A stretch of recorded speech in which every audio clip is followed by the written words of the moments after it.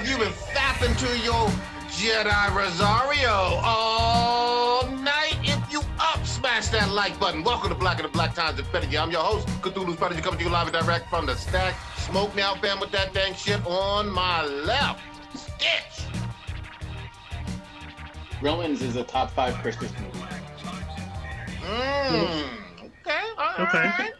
On my far right, engineering on the ones and twos, choking people out on the threes, fours, Chronos. Rosario Dawson as Ashoka Tano made me Grogu. I mean that respectfully. Oh. In the middle, we got the oldest ninja in the world, old ninja. We're here to change your worldview, like when you meet a white girl named Ebony. Oh, damn it. All right. Last but not least, we got your boy Blue. I do believe it's pronounced Sir Blue of the House of PlayStation 5. Oh, Alexa, my complexion. I see you. We need more champagne in the club. Yeah. The finest upon down. Doing it. Holy shit. All right. All right. Be back so up in. pretty. Just so pretty. God, where my ski mask at? All right, y'all. Listeners, give us some stats. Listeners of the week would be Cold Sorrows. That's very depressing. I'm just saying. I hope you're doing all right, Cold Sorrows, and you're not in some deep depression. Yeah, because mental health is important. Just saying. Mm-hmm. And first in the chat will be my boy Jason. What's going on? Good to see you back, man. And Caveman's in there too. What's up, man? Yeah. Good shit. Real quick, you might be in the chat. Hopefully, my boy from GA, Daryl, is in the chat. We're going to call him Dr. Dre from now on, if he is in there. Old Ninja, you usually pour out some type of urban beverage, and I know we got a few this week. What you got for us? so to honor one of them, and one and all, I should say, we're going to pour out some Colt 45 tonight. We going old school with it. So we're going to start with Hal Ketchum, or I believe it's pronounced Ketchum. Not quite sure. A singer, songwriter, country singer who had several top 10 hits from the late 80s and the early 90s, including Small Town Saturday Night, Long Hair Country Boy, and Past the Point of Rescue. He was influenced by a version of country called Western Swing, which I've never heard of. He's appeared in movies such as The Heartbreak Hotel and Maverick. And his last musical performance was in 2018, where he performed in the town he was basically discovered in Texas. He died at the age of 67 from dementia. Okay. Next up, we have, I believe this is pronounced Hugh Keays-Byrne, even though it's spelled strangely for an American. He's an Australian actor from the Mad Max franchise who played two different villains 36 years apart. He first played Toe Cutter in the original Mad Max film, and he also played in the post-apocalyptic cult leader of the War Boys, Immortan Joe, in Mad Max Fury Road. Byrne had performed with the theater company, a road company as some people call it, in their rendition of A Midsummer Night's Dream. He was also in a few TV series such as Farscape and Runaway Island. He passed away peacefully at his home at the age of 73. Wait, no, he was the one with the actual like tubes and whatnot. And he's the leader of the cult, the one that had a harem of chicks he was getting pregnant. That dude. Dude, you should have went out like a badass with fucking fire and chrome. Yeah, Singer of Valhalla. Man, that sucks because I know we're getting a sequel at some point to Mad Max. But didn't he die? So yeah, he's definitely not going to be in the sequel. Yeah, I'm sorry. I was thinking that they would even go back a little earlier, or like a prequel. But anyway. Oh, that's possible, but unfortunately not with Hugh. Yeah. And then last but definitely not least, we had British bodybuilder, weightlifter, and actor David Prowse. He is most famously known as the body of Darth Vader from the Star Wars and its original sequels. David Prowse is featured in the documentary I Am Your Father as he discusses his role of the iconic character. He helped train Christopher Reeves for his role as Superman in the late 70s. He also trained Carrie Elwes from The Princess Bride. Yeah. Lady Eloise? Yeah, sure. He helped train him prepare for The Princess Bride, and he also he's opened a few gyms across London. His role as Frank Alexander's bodyguard, Julian, in A Clockwork Orange, got him the attention of George Lucas, which landed him in the physical role of Darth Vader. He was involved with the Star Wars fan base, becoming a member of the 501st Legion, and acting in a few fan films. He passed away. Yes. I'm sorry to interrupt, but let me just ask really quickly. Was he still the actual body in like Rogue One, or he was way too old? No, he was too. He was doing some. He was too old for that. Where was it? Oh, he passed away at a hospital in London to an unspecified illness at the age of 85. You know what's crazy about you know what's crazy about that guy, about Darth Vader in those original movies, was that it was played by 4 different people. So they had the voice was obviously Jesus Christ, James Earl Jones, and then you had the body was the guy who passed away.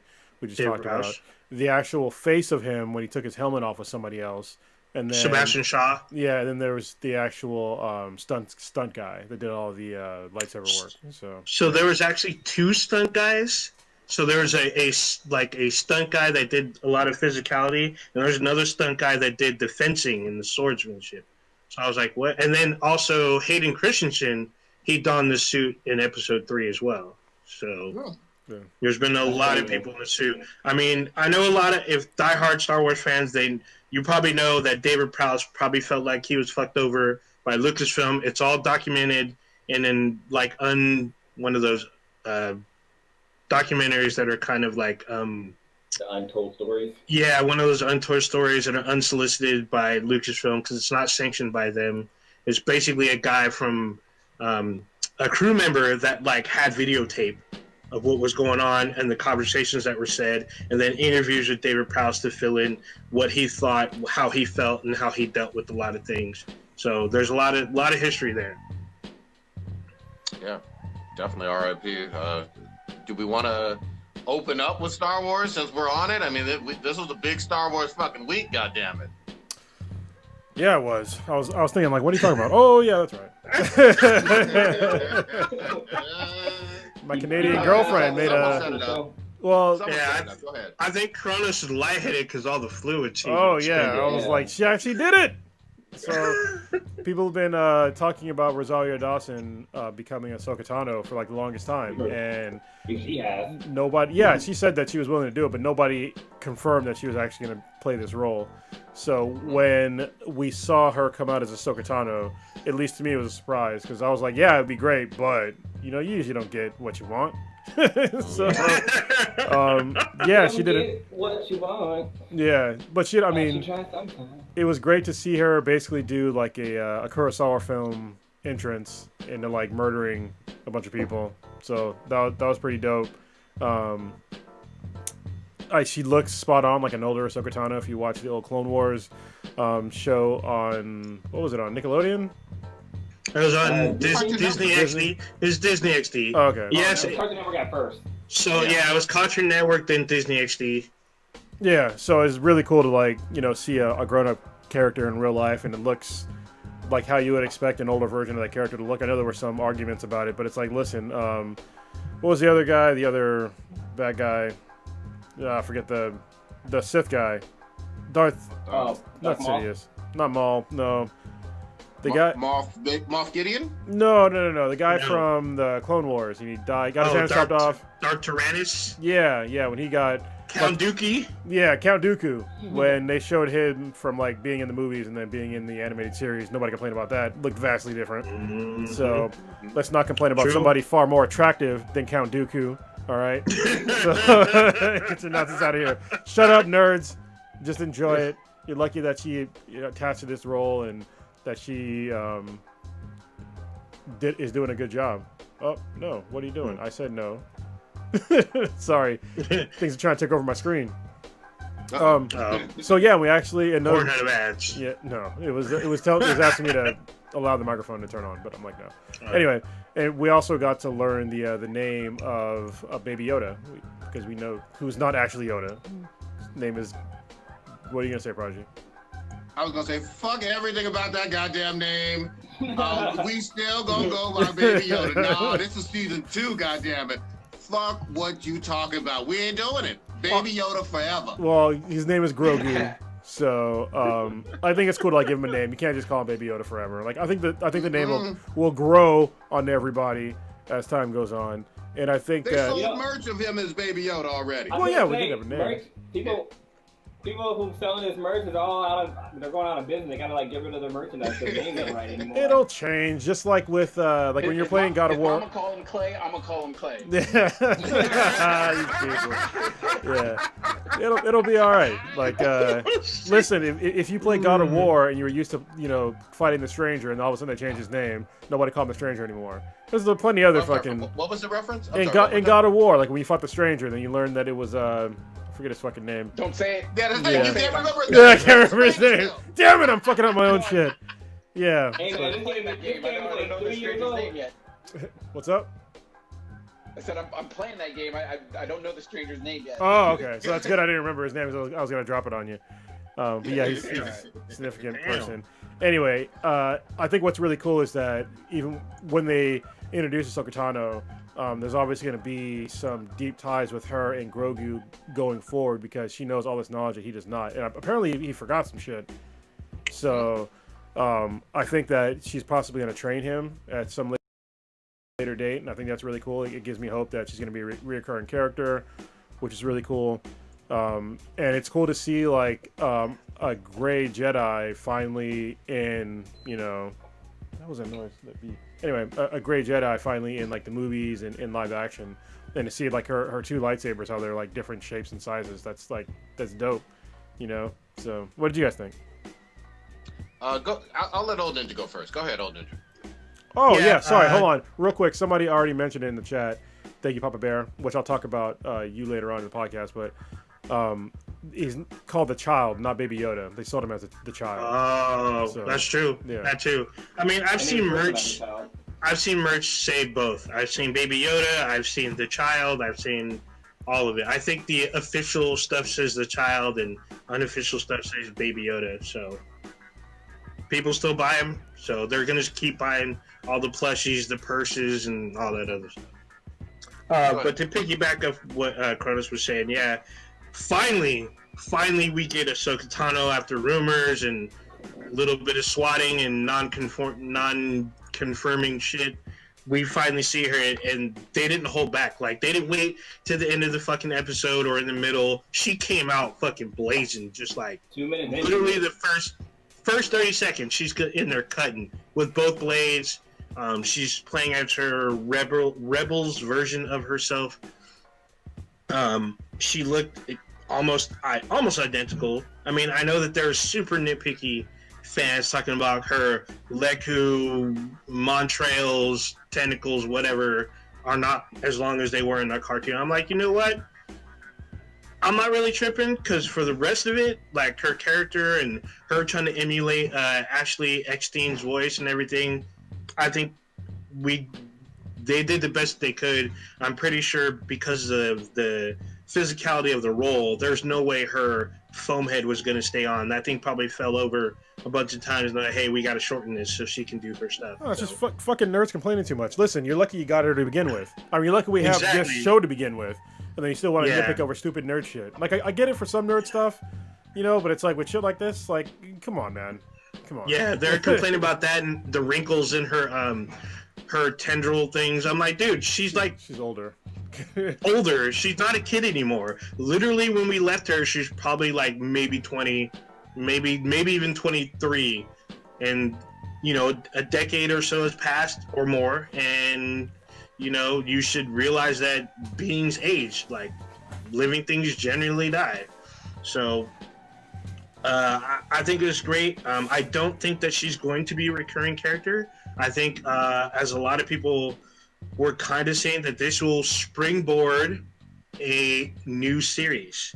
So Ahsoka's tied to a lot of characters, a lot of the Rebels characters. We've seen 2 of them so far. She name dropped a huge name from Star Wars, one that goes back to the 90s, that survived the Disney purge, that's able to come out now. We're probably going to see a whole series based on what happened after Rebels, and Ahsoka, Ezra Bridger, maybe even Harrison Dula, Sabine Wren. We'll probably see live action versions of all those characters, probably in a whole new series, and I'm here for it. Real quick, some people took it this way. Again, we've talked about these the most recent sequels for a long time. I didn't take it this way, but I thought it was worth noting. Some people took the fact that Ashoka Tano was talking about how much training is necessary to be a Jedi as slight shade to Rey, in terms of just her having, very much being the most powerful Jedi in those movies. Right away. You know what? That just proves to me. That just proves that I Am the Senate blood is powerful shit.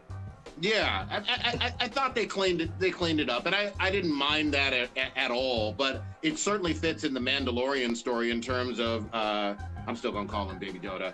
The whole aspect of his background, and how it ties into the Clone Wars and what he witnessed. You know what I mean, in terms of being trained and the Jedi's getting killed off, but him being sent away, right, for a while. He was saved. Yeah. But we don't know how or by whom. Yeah. But Luke didn't have that much training either. I mean, he practiced basically floating on top of his hand with Yoda and doing some other lifting up spaceship type shit. No, he trained for a long time. He trained and then left and then came back and trained some more. So yeah, I was going to say, in the first movie, obviously there's no Yoda. There's Obi-Wan, giving him some training right there on the Millennium Falcon and in Tatooine right off the bat. It's not a whole ton, but I mean, again, this is super nitpicky stuff. Again, I didn't think it was real deal shade, but I'm with Old Ninja on it's spin-off time. Right away, you got a marquee name already. You got a character that people love, people are excited about. We want to see her fucking adventures, and at the same time have Mandalorian do the adventures. This could be like in the 90s when they had a Xena spin-off of Hercules. Yeah. This is it. I was going to mention that. You notice what nobody talked about this whole week? The actual Mandalorian. Nobody talked about Mando. Not a single goddamn person. Everybody's like, Ahsoka Tano and, the child's actual name, but it's mostly Ahsoka Tano. So, yeah, no, I think that if they don't see the dollar signs behind this. I mean, people always talk about they want to have, female protagonists, making money. This is your perfect chance. Please give her a fucking spinoff. I'll still watch The Mandalorian. I still love the show, but I mean, obviously, just that one, the first scene alone, I was like, God damn. Let me go to the bathroom real quick. That's all bad. I mean, the thing about it is they literally set up her villain. Her villain is Grand Admiral Thrawn, a huge name drop. So you're like, oh, we have the protagonist, Ahsoka and her friends, and then we have Thrawn. And Thrawn the name alone carries so much weight to a lot of Star Wars fans. So you have the series right there. That's it right there. Yeah. And then Mando. This is the first Jedi we've seen in Mando so far, right? Oh yeah, for sure. So I mean, remember when we see Mando, he has no idea what the Jedi are. He's like, what the hell's a Jedi? What the hell's that? So everything is set up for a spin-off series. They have the characters ready. They can fill in the blanks with other filler characters, but it's already there. The seeds are there. It's ready to go. I'm here. I'm ready. My body's ready. And you can do crossovers. You can have crossover Christmas special, and both Mando and other Star Wars lore characters, have it be a two-parter or whatever. But yeah, the girl got to get her own series. I'm sorry, Blue, what'd you think on this? This is probably my favorite Star Wars episode ever, as well as probably my favorite part of the franchise as well. Because, even just like the cinematic of it all was fucking dope. Like when they basically showed her in the first like 3 minutes, and like the fact that she was like out in the shadows and you saw her once her lightsaber started glowing was like, oh shit, this is going down. And every time she would light up her lightsabers, that's the only time you saw her. But when she fell away, she like blended back into the background. Like even when she first got up to like the city's walls, and she basically told the bitch, she's like, look, we can do this the easy way or the hard way. I'm gonna give you a fucking day to the side. And she turned off her lightsabers and just fucking faded out into the back. But like, even like her fighting scenes with like the Mandalorian was fucking dope. Like, you know, she did some cool like Jedi tricks, like where she jumps like over him, over the tree bench, and like uses his own maneuver against him and stuff like that. But like, the fight scene inside of the city too was fucking dope as hell too. Cause like when she lost one of her blades, like she basically took her, I guess she did her signature move where she turns the sword around and she kind of puts it behind her like fucking old school samurai style, and she like started wrecking shit. But man, this episode was fucking great. Like, even, I mean, Baby Yoda finally getting a name was cool and all, and like, you know, we get to learn that, you know, he's kind of the backstory with Baby Yoda, it seems like it's recycled. It's too, like, Star Wars seems to do this a lot with their Jedi, where it's like, oh, they have too much of a troubled past, we can't train him, he's got pain and hurt and stuff like that. But I love how Ahsoka, she brings that up. She's like, oh, I've seen what this kind of a background does to a person, because, you know, she was trained by Anakin, who eventually becomes Darth Vader. And like, if you go back and watch the Clone Wars, I don't know if it's Clone Wars or Rebels, where she fights Darth Vader, and she learns the fate of Anakin. So she thought Darth Vader killed Anakin, but she learns that Darth Vader is Anakin, and so she kind of stays and try to kind of see him, kind of help him get back, but it kind of didn't work out that way. But yeah, I just thought it was so fucking dope and amazing. I watched it 3 times already. That's how great it was. Damn. Yep, I mean, Blue is right. It was actually Rebels, but yeah, all that stuff, all of that was there. Name drop, without saying his name, you describe Anakin Skywalker. She talks about what happened during the Clone Wars and the Jedi. Like, all of that was there. So much information was given. It was just a really well done episode. Dude, you know what's crazy? Great. I don't know if you guys knew this, but just imagine watching Star Wars back in the day in Germany, because the word Vader or Vater means father in German. So it's like, I thought it was father in Dutch. No, it's German. It's Vater in German. It means father. So they were just like, oh, so he's a father of somebody the whole time. It was like, that'd be so silly.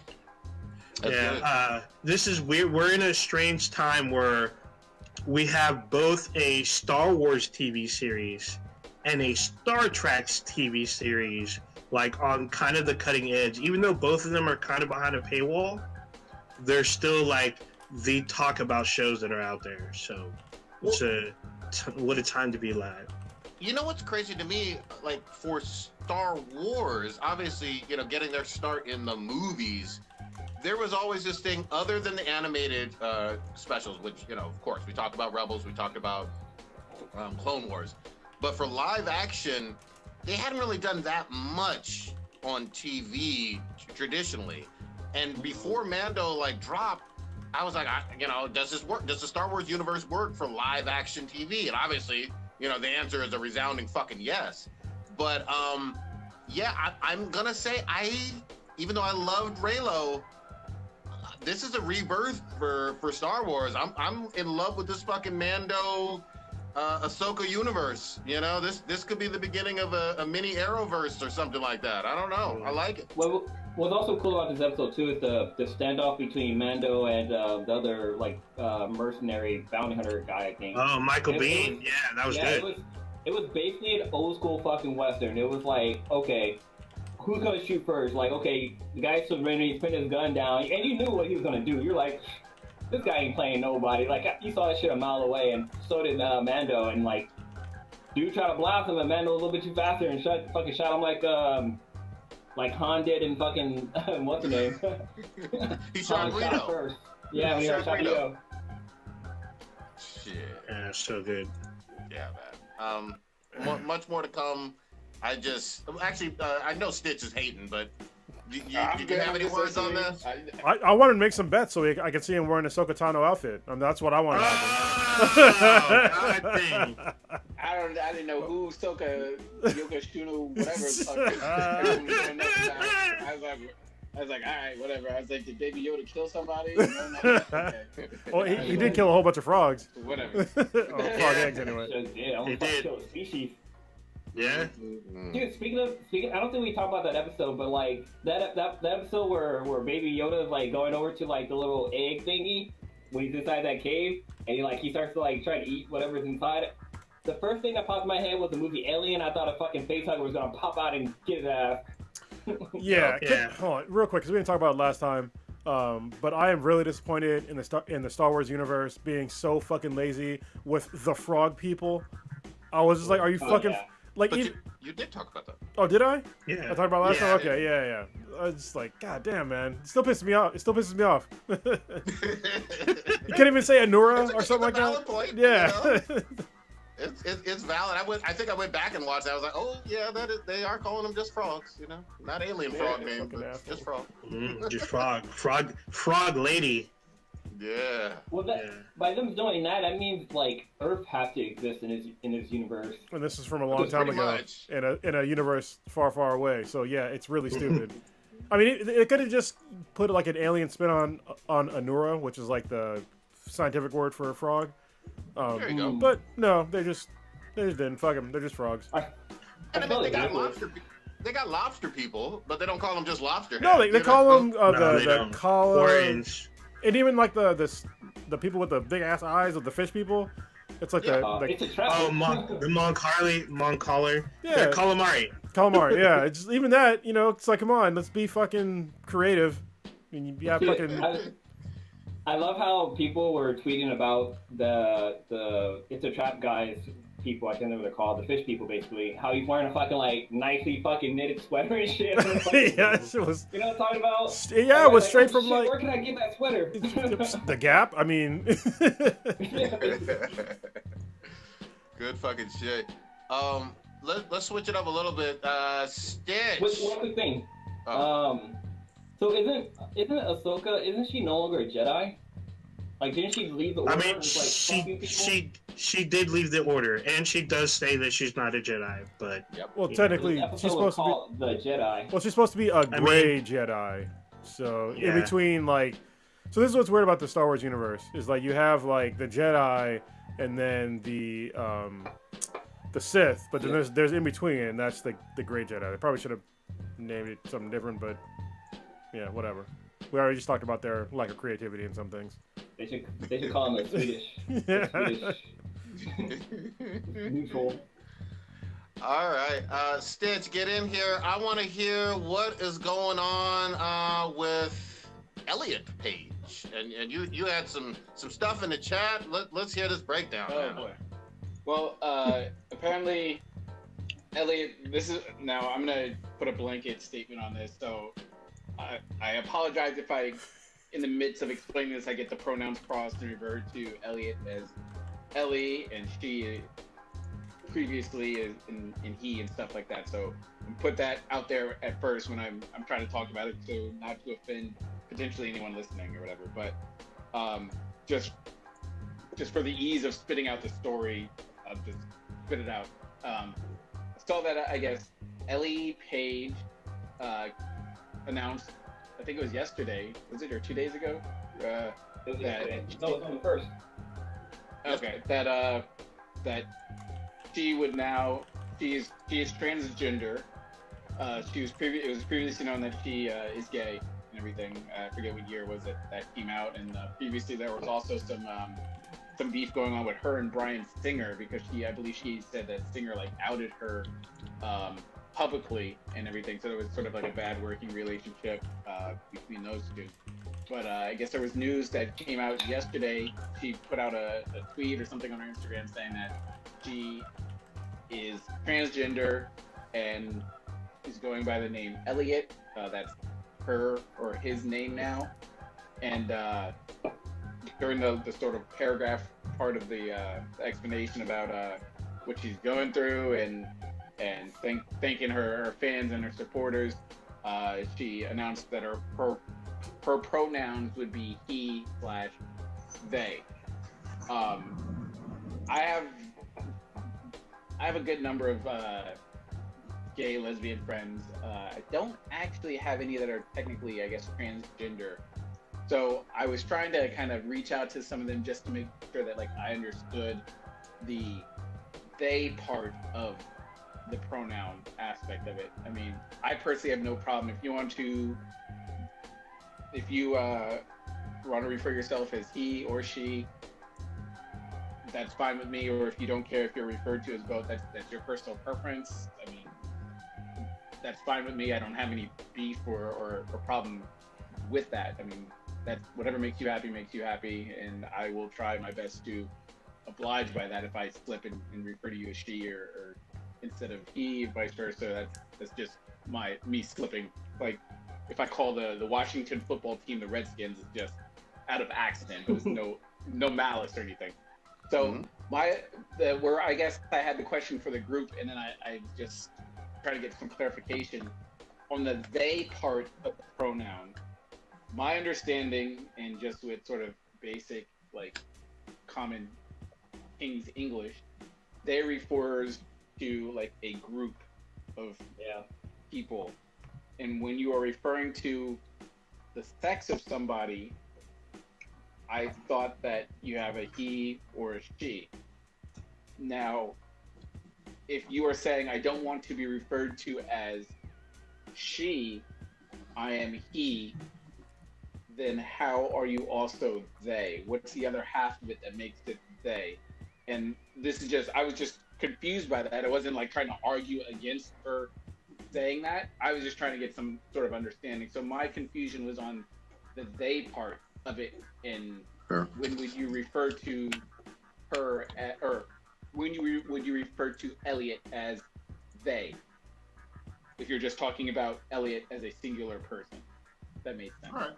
Yeah, I mean, I think you broke it down pretty well. Obviously, nobody on here is shitting on anybody. Happy for Elliott. I'm using Elliott from now on. Real quick shout out: Netflix changed the credits because he's on Umbrella Academy. They changed it immediately to reflect the credits for Elliott retroactively. That was pretty cool. It's.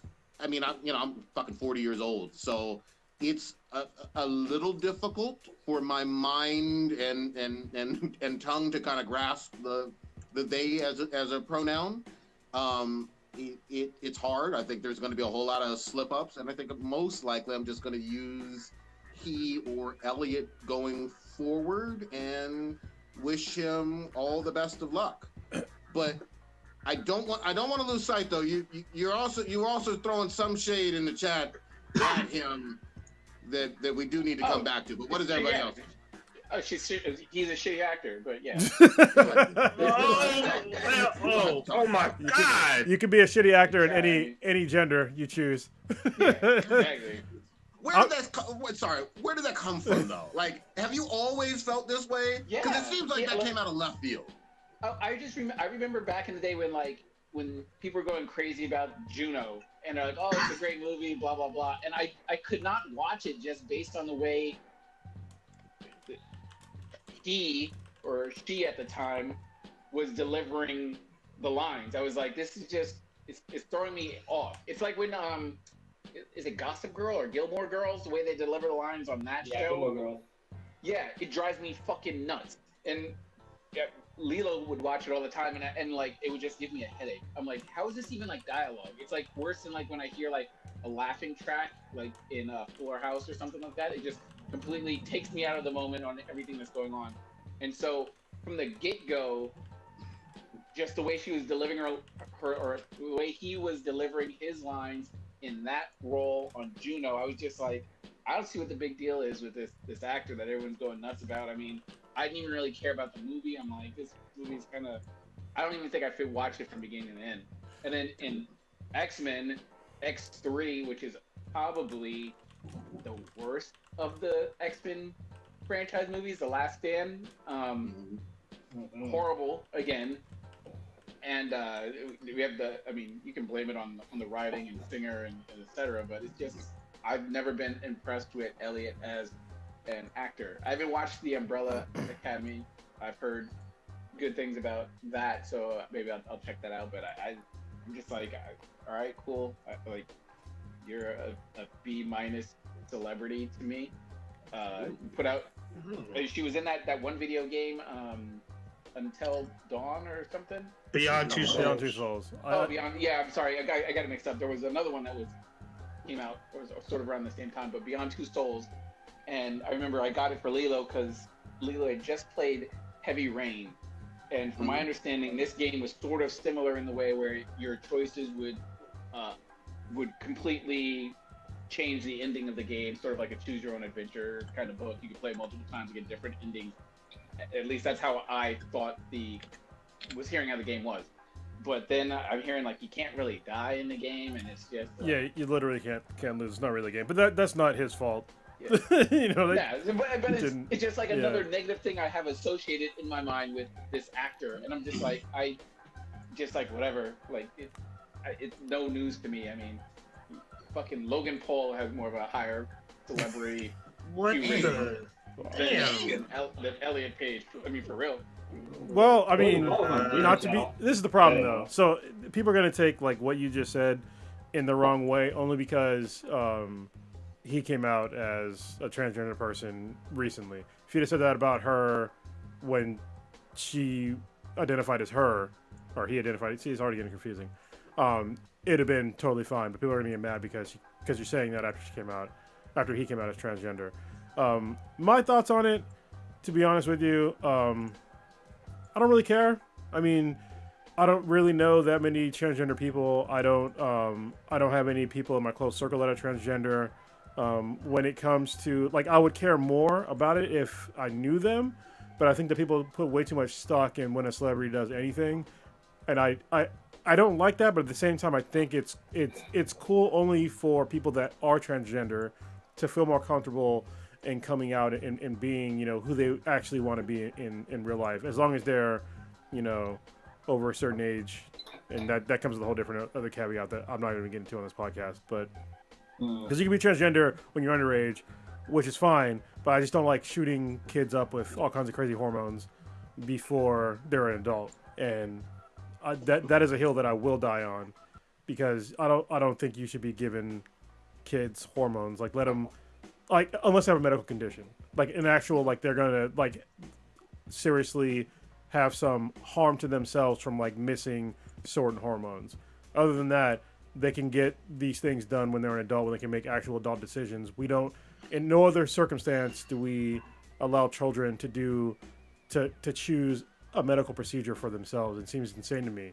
People are gonna get mad about it. Anyway, the pronoun is as he is totally fine, but the they thing gets confusing to me because they already exist as a plural in English. And so if you ask me to call you they, I'm already like super, it doesn't work in my normal, in English it doesn't work because it's more than one person. So if I did know somebody that was transgender and they were like in my, if I knew them at all, and they preferred the pronoun they, I would just call them by their actual name and referring to them, because it gets confusing as shit to call somebody a plural of anything. And I think that maybe the word needs to change. Even the zers, all the other pronouns get kind of confusing. So I would just default to your name. I think to me, it seems still respectful to somebody, but also not confusing to me personally. So. Well, I would say, like, I'm glad she, like, or he, sorry. I'm glad that he gave us the option of he or they, because a lot of people, they don't even want to refer to he or she. They just like, oh, either they or them. Like, that's all I want you to refer me as. And that's when it gets way too fucking confusing. So, yeah, the fact that she gave the option of doing the he part, I think it's cool. Well, that's why, when it gets confusing and all, that's why I'll default to the name. Because I don't want to disrespect somebody on accident, and that's what would happen. Yeah. If you had me use a term that I am totally unfamiliar with, just for you. I mean, you already have everybody has a very unique identifier, and it's their name. So I would just use that, and I don't think that should be a problem at all. Because it took me a long time to really think about it in my own head, it's like I can't do the whole they thing, and it's not because I'm trying to disrespect somebody. It's just because in my mind, that means something else, and for most people, that means something else. So, to me, the solution was just use her name. One of the things too is that, like, I'm glad that she, like, I hope she doesn't go the Caitlyn Jenner route, or what's Bruce Jenner's new name? Yeah, Caitlyn Jenner. Yeah. Yeah, I hope he doesn't do the asshole route, kind of like, hey, I don't want to be called by this name or whatever. I hope that he knows that people are gonna make mistakes. They're gonna call him by her old name. That's fucking stupid. They're gonna call him by his old name, and that I hope that she doesn't like make a big deal about it, which is like one of the. It takes time for people to get used to these new names, so you can't like hold that against people. Go ahead, old ninja. Go ahead. Yeah, I just want to kind of piggyback on what Blue was talking about. There are people. This is a little bit also what Kronos was talking about, because Dave Chappelle kind of talked about this, but he made a joke about it.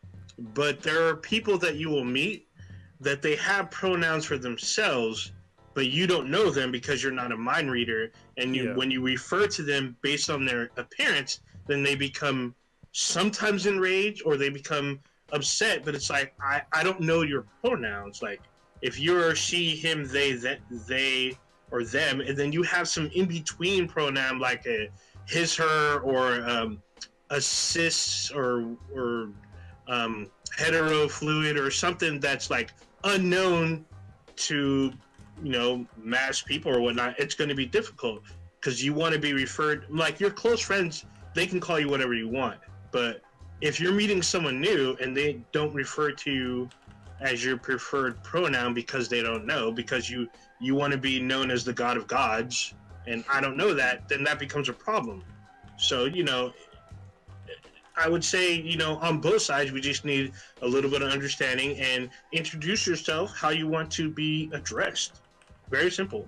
Like, nobody's really a mind reader, and if you have a specific identifier that you would like to be called, it would be important to disclose that first and then continue on, because I think when someone initially meets them, they're going to basically call you based on what they perceive at first, and there's that little weird area where it's like, well, how do I address you type thing, and then it can become super awkward and sometimes violent. Yeah, everybody needs to calm down. Nobody needs to be a dick to anybody or a fucking asshole. I totally get that. I'm just gonna say this too. Like, there are plenty of people who we all work with professionally that may have a name that can kind of go both ways in terms of gender or whatever. Even my government fucking name, some people see it and assume that I'm a female, and politely correct them, keep it moving, and that's literally fucking it. Like, that they haven't heard my fucking voice, they've just seen a name on an email thread or whatever, make an assumption. No big deal. No fucking deal. Nobody's fucking killed over that, or should be. Nobody should be fucking butthurt about that. Respect where he's coming from, if as long as you can remember. But I can't let this go. I'm not with Stitch at all in terms of this Elliott being a shit actor or anything close. Like, Hard Candy, Inception. Oh, I forgot about Hard Candy. Great, yeah, that was great. The Umbrella Academy. Yeah. Like, let's be real. Like, there's a lot of hits in the IMDb catalog for Elliott. Where have I gone on Twitter and started bashing Elliott? Like when have I said? It wasn't Twitter. It was in the chat. That's what he's talking about. Oh, yeah, in our private chat, I just said, "Yo, I'm not a fan." Why are we trying to burn me at the stake for not being a fan of Elliott or whatever? Talking about like people are gonna come at me like nobody knew about shit till y'all put it out there. Like, I was just like, "Yo, I'm not a fan." Maybe Elliott will be a better actor. Is what I said in our private chat. We're just keeping it real. You're entitled to your fucking opinion on it. It was just it was weird to me because it was just like, the day he changes, this is a terrible actor. I was like, really? Like, where did this come from? You didn't check the receipts because you make it sound like I was outraged or something like that. All I said was that You was in all caps though. It'll be a better actor.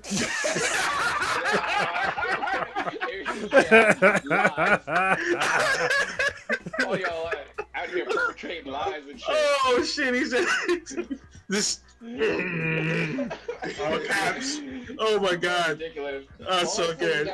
I'm just not a fan or whatever. I mean, I've had no reason to talk about Elliott because I just don't watch his movies really. I mean, Yeah, I mean, whatever. I gotta. Unfortunately, I gotta side with the Oathbreaker. So I think Elliott is a great actor. I mean, I made the Oathbreaker watch the movie called Super, and he didn't believe me that this movie was on hit. It was a super dark comedy. It has Rainn Wilson, Kevin Bacon, Elliott Page, and then I think Lake Bell, something like that. And it's like where fandom goes too far. And it was great film. There was tentacles in it. It was I thought it was superb film. It's actually one of James Gunn's films. He's the director of that film. And I'll even say this, like, I agree with we all have a consensus on X-Men 3 or whatever. But Oh yeah. Days of Future Past was one of the better X-Men movies, and she was in that as well. I mean, just to be fair. It was one of them. She reprises her role. Yeah, she reprises her role in that film. Wait, now we're saying that Days of Future Past was the shittiest X-Men movie, or what are we saying? It wasn't. There are three good, there are three average X-Men movies. There's Logan, Average. You thought Logan was average? and then First Class. I mean, in terms, I'm setting there's the line of mediation in terms of like better than. I'm not going to say they're all great films or whatever, but there's a clear tier difference between those three films. And I don't think it's close. Those three, Logan, First Class, and X2, I think are head and shoulders better. And who cares if they reprieve the role? Jennifer Lawrence was fucking in that role for God knows how many movies. I don't mean she was fucking good at it. The reason why I bring up that she reprised her role because it's almost like a decade in between films for her. Well, have you watched? We're naming films that she wasn't really the star. Have you watched Hard Candy? I'm curious. Oh, so good. Hard Candy. No, I haven't watched Hard Candy. Inception. I mean, obviously, I watched Inception was good. She was good in that. She was. I mean, she wasn't. The story plot wasn't revolved around her, so maybe I'll give a chance where she's the main character. Yeah, watch Hard Candy. In Juno, I just. Yeah, Juno was. A long time ago. Watch Hard Candy. Like a little kid. Yeah, it's well. But it's good though. Yeah, it's a really good movie. It's pretty fucked up, and it's like one of the most fucked up movies that I've probably ever watched. So yeah. Was there something when Last of Us came out that there was some sort of issue going on with? She tried to sue. Yeah, that wasn't a good look. Yeah. Yeah, that wasn't a good look. There's another thing. Yeah. Well, I'm saying she because back then she identified as she. So. Yeah, I mean back then, her character, the character of Ellie, her namesake is similar, and even her look is similar to Elliott Page at the time. So I can see why she went after them. I mean, that was the whole thing about her and Naughty Dog. I don't even know what happened, if they settled or they got thrown out, but it should have got thrown out. Hopefully. Oh, boy. Was she the? She got a copyright on that name. Model? Well, it's not about her name. It's not about her name. It's about her look. So using someone's look without their permission, that's a violation. That's why she went after them. She wasn't like their mocap. Like, yeah, they needed like the caption cap, whatever. Oh, interesting. No. I wonder if did Alyssa Milano sue Disney for the Little Mermaid thing, or did they get her permission for the likeness? I've never heard of that. I never heard of that either. Never heard of that. I never even thought she looked like her. I don't think Ariel looks like Alyssa Milano. Personally, I don't think so either. Yeah, in all the documentaries, she's modeled after Melissa Milano. Well, they did a terrible job, in my opinion. I've never seen Alyssa Milano with red hair either. I seen her butt naked though. I'm just saying. Oh yeah, vampire. Was it? Oh yeah, vampire or something. Yeah, I was like, whoo, when I was a little kid. Oh yeah. Yeah. Well, and I'll even say this. I think I haven't seen all of the first season, but I'm gonna vouch for her being good so far in Umbrella Academy. I think that's a solid show. I think she brings it on. He brings it. Formerly her, currently he brings it on there. Actually, the second season was a lot better. I don't think she did that good of a job, to be honest. Well, you know what's crazy? Like, go ahead. I'm sorry. No, just because her character was kind of mute. Like I don't know, her acting wasn't that great, to be honest. Well, what's funny about making the mistakes of calling him her still is that we've been doing this podcast for like 5 years, and we still call each other by our first names on occasion. So sure do. These slip-ups are going to occur. So if you happen to be like a transgender person, and somebody happens to call you by the wrong pronoun, especially if they don't fucking know you, like, you need to give them some goddamn leeway. You know, even if they do know you, you just transition. It's like, it'd be like if I change my name to John tomorrow. Like, I wouldn't expect everybody to call me John. Like, seriously, that's unreasonable. Like, I will, even with my name the way it is. My first name's my first name for 41 fucking years. People still fuck it up that know me, and I'm just like, okay, whatever. You know, just I don't even fucking correct them at this point. Sometimes I do. Like after the first couple times, I'm like, yeah, I'll correct them. And if they're not saying that to me malicious, you can tell. Yeah, you can tell. Yeah, just like whatever. Also, in relation to that, I've seen, and I did look up the whole Latinx use of that word because I was like, what is Latinx or Latinx? I don't know So I had to look that up to see what is that, and it sort of encompasses the Spanish language, because a lot of words in Spanish are divided up between masculine and feminine. Like bonita and guapo. It's sort of like you put an O a lot of times on a lot of masculine sounding words and things that you refer to as like a man, and then a or sometimes gets used for a lot of feminine type words or words or descriptions that you're using to describe women. So from my understanding, X is sort of like an encompassing pronoun to describe people of Latin culture without offending them if you are a man or consider yourself female. That if someone says, oh, you're Latino, and you consider yourself a female, that might be sort of perceived as not being respectful. It's sort of casting shade. I'm way out of my depth here, and I have not researched this thoroughly, so take everything with a grain of salt. But I thought it also was about folks who are not identifying as either and trying to be more inclusive. However, like you mentioned, the whole language itself, I only know this because my fifth grader and my first grader are in dual language immersion stuff all the time.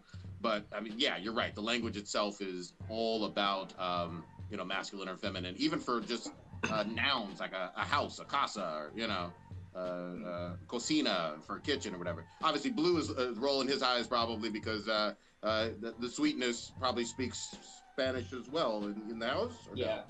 She does, and I called her Latinx once, and she yelled at me. So. Yeah, I was gonna bring that up. Like a lot of people, actually, it's funny because like a lot of people that are Latino or however you want to put it, don't like the term Latinx. Yep. So I'll just leave that up. Is it age?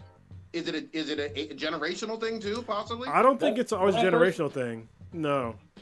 Yeah, when I first heard Latinx, I thought it was like like there's Gen X and Gen Y and millennials and stuff like that. I thought that's what it kind of fell into. Like if you're Latinx, that means you're more like of a techie person, or you're like a third generation American or something like that. But I didn't know it was a whole sexuality thing.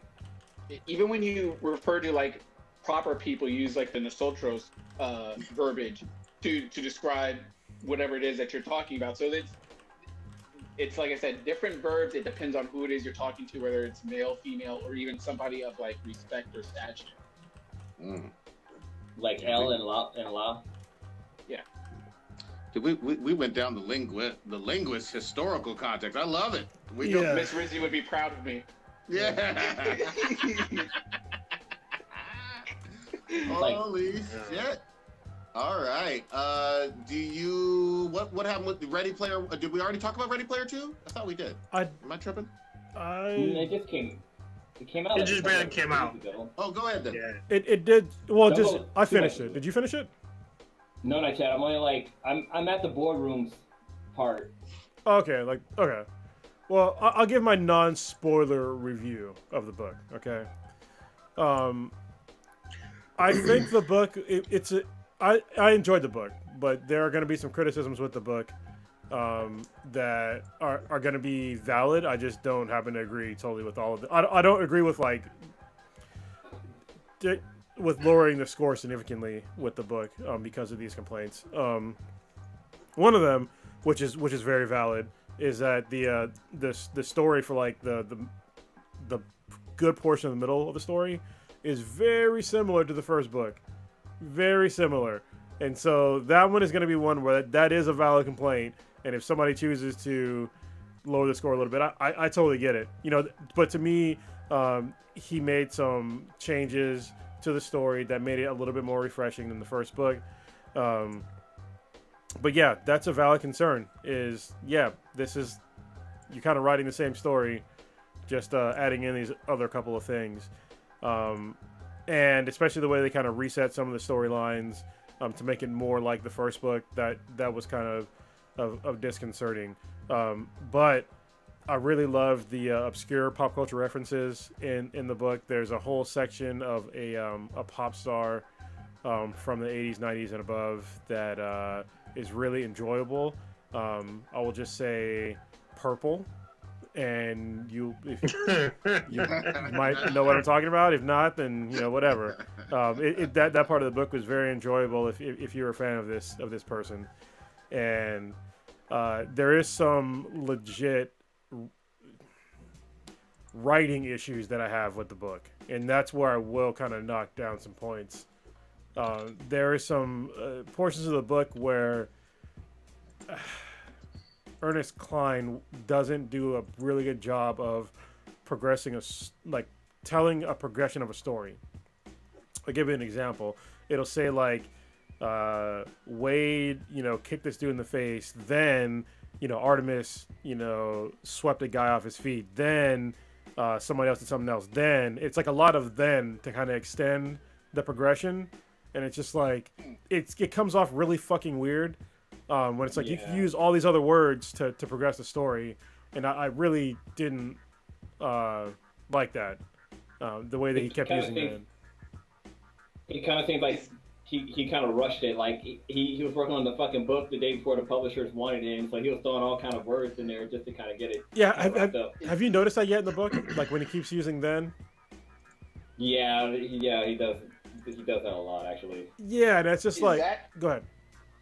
Oh, I'm sorry.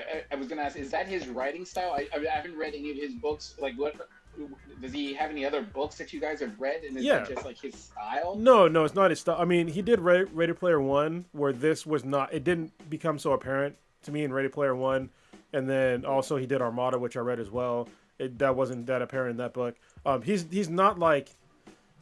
I don't want to say this disrespectfully, but I have to say it. He's not the best writer. Okay.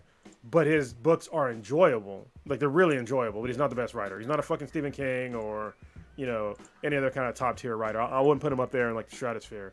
But his books are enjoyable. They're almost like romance novels for chicks. This is like romance novels for nerds. You know what I mean? So they're definitely enjoyable to read or listen to or whatever. And yeah, I didn't notice him doing that whole then thing in the other books. And especially when you're listening to it, Will Wheaton does a fantastic job. But there's times where Will Wheaton, when he's reading it, he says then in such a way where I feel like when he's reading it, he's like, really? Another then?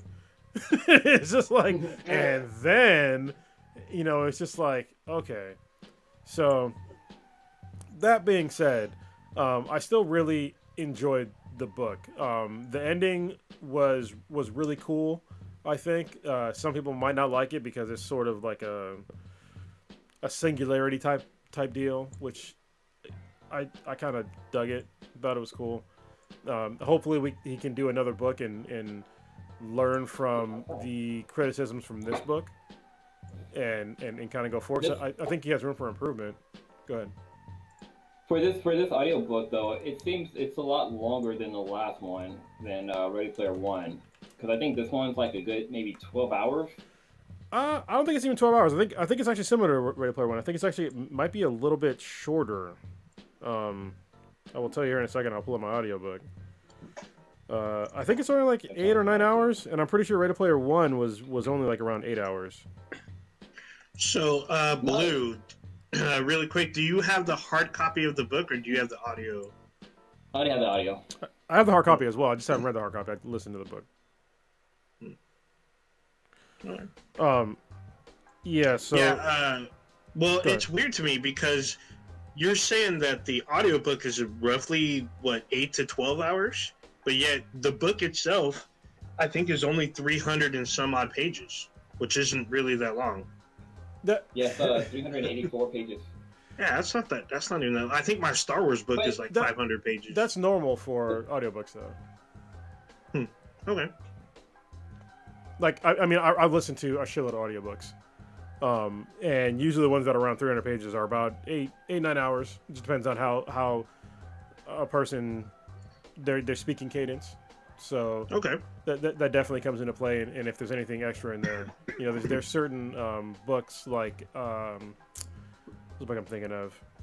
Damn it, I can't remember. It's a really good audiobook that just came out. Was it Sandman? Sandman, because you kept talking about. Yes, Sandman. It had a whole bunch of like, it had a soundtrack, fucking all kinds of special effects. So, if it had been in written form, it'd have been probably much shorter than what you would expect the audiobook to be. You know what I mean? The audiobook would have seemed like way disproportionate from time. You're actually right. The first one was 15 hours long, and the second one is 13 hours. Oh, it's 13? Okay, so it's not even that. Okay, yeah. So it's around the same time. About 2 hours less, but yeah, it's about the same. Say that's way shorter than the one I just got finished through. That thing was fucking long. What'd you just finish? The A Promised Land. Nice. Obama book or whatever. That was 29 hours long. Yeah. God damn. Yeah. I mean, I think it's maybe like my second or third ever like audiobook, and I guess they said page wise it's like around 700 something pages, but I mean. Obama talks slow, and he's narrating it, so I guess that probably added to the actual length of the book. But dude, that's about the same length of time for an entire series of a TV show or season.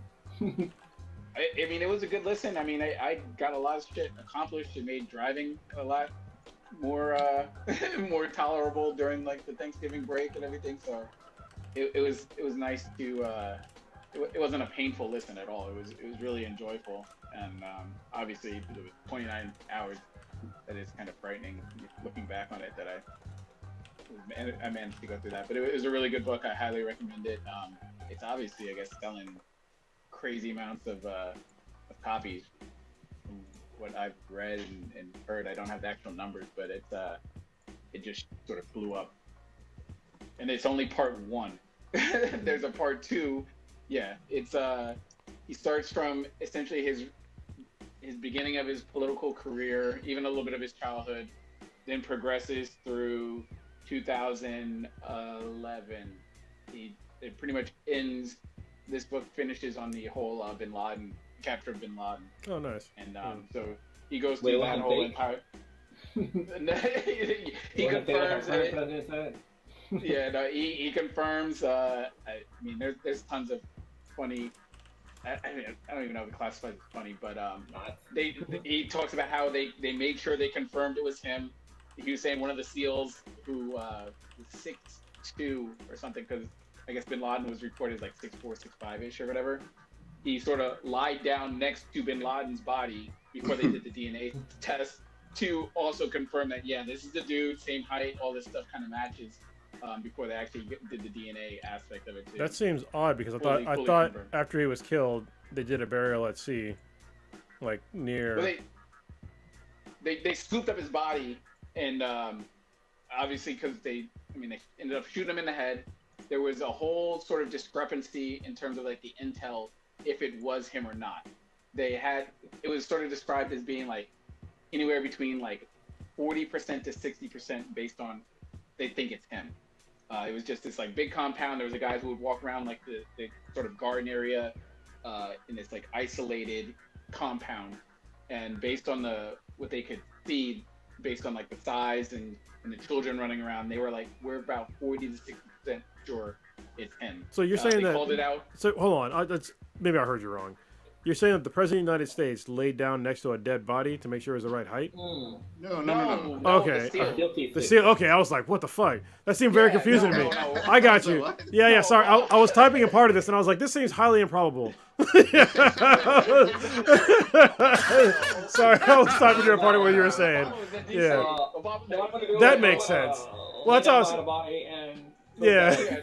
Had this been Trump, he would have said, "Yeah, I was in a helicopter and I fired the shot and I kicked the door in." No.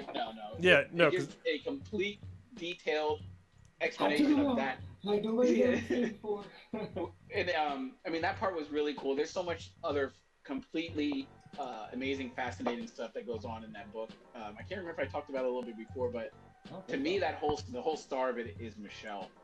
She was like a complete rock the entire course of like their relationship. She didn't even want him to run for president. She said no, you're not doing this, and he still was just like, oh, kind of, it's a little bit too late now, and kind of completely coaxed her into it, which is just amazing to like think about looking back on it. But he goes through pretty much all of the major incidents that happened during his presidency up to that point. Even some of the stuff I forgot about, like the oil rig that blew up off the coast of Louisiana. I can't think of the actual name of it, but he goes through the entire like details about that. It's so crazy to like think about when he talks, because he's so good at like presenting a story. Like he'll tell you, he remembers like what he was doing and et cetera, et cetera.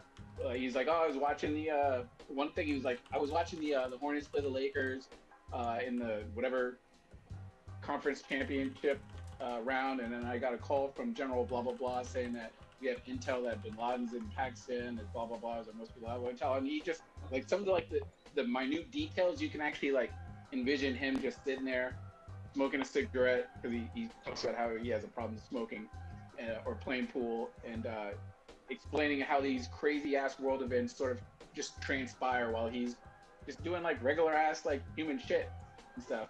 And like it's just really sort of cool to see how human he is, based on all the stuff that goes around as being a president of the United States. Actually, I mean, it's on my reading list. I'm gonna listen to the book.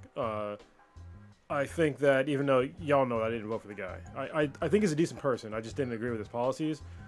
But I also recognize the historical value of this person running for president and winning the presidency and doing a decent job. I just don't agree with more than a few things that he did. But it's fine. I still want to hear more about him as a person, because like to me, on a personal level, I think he's a really cool dude. Like I don't want to say I admire him, but I think that his story is a very important story, and I want to hear more about it. I'm watching. It's such a stark contrast. I was watching some videos today of President Obama like surprising people with his appearances, and it's just like how human this guy was, and how personable he was to people, like his own citizens, and how he was. It seemed like he went sort of out of his way, except for a couple of issues, to be likable to everybody. Unlike a current president, it's just like, why couldn't the next guy or woman do something like what he did? You know, like President Trump is such a polarizing figure for the wrong reasons. Meanwhile, you have another guy who's going out and, you know, President Obama, like, he'd go out and get a hamburger on the street, you know what I mean? And meet people and shake hands and do all that shit. But, you know, President Trump, does he do anything like that? Fucking no. And if he does, what's up? I was gonna say, yeah, he talks about how he ended up brewing his own beer in the White House, and was like the first president to brew his own beer. And he's like, oh shit, I did that. And he was like, I guess Washington had his own whiskey, but then he just happened to, I forget how he sort of stumbled across brewing his own beer kind of deal, but it just happened, and all of a sudden he's just like, oh, yeah, I'm the first person to brew my own beer. Okay, cool, kind of deal. He's just, and he even talks about this one incident that happened. I can't remember, but it was involving a law enforcement officer and some sort of pastor that had this sort of run-in, and it wasn't like a shooting or anything like that, but it was a complete miscommunication. The officer probably shouldn't have ended up arresting the guy, and the guy kind of was a little bit belligerent about the cop trying to get his ID and stuff. And Obama was like, I just invited both of them to the White House and just said, let's have a beer. I remember that. Yeah. And they ended up having a beer in the White House and stuff like that, and talked about it. It was like a sergeant somewhere, maybe it's like in New York or something. Was that Henry Louis Gates? I can't remember the name.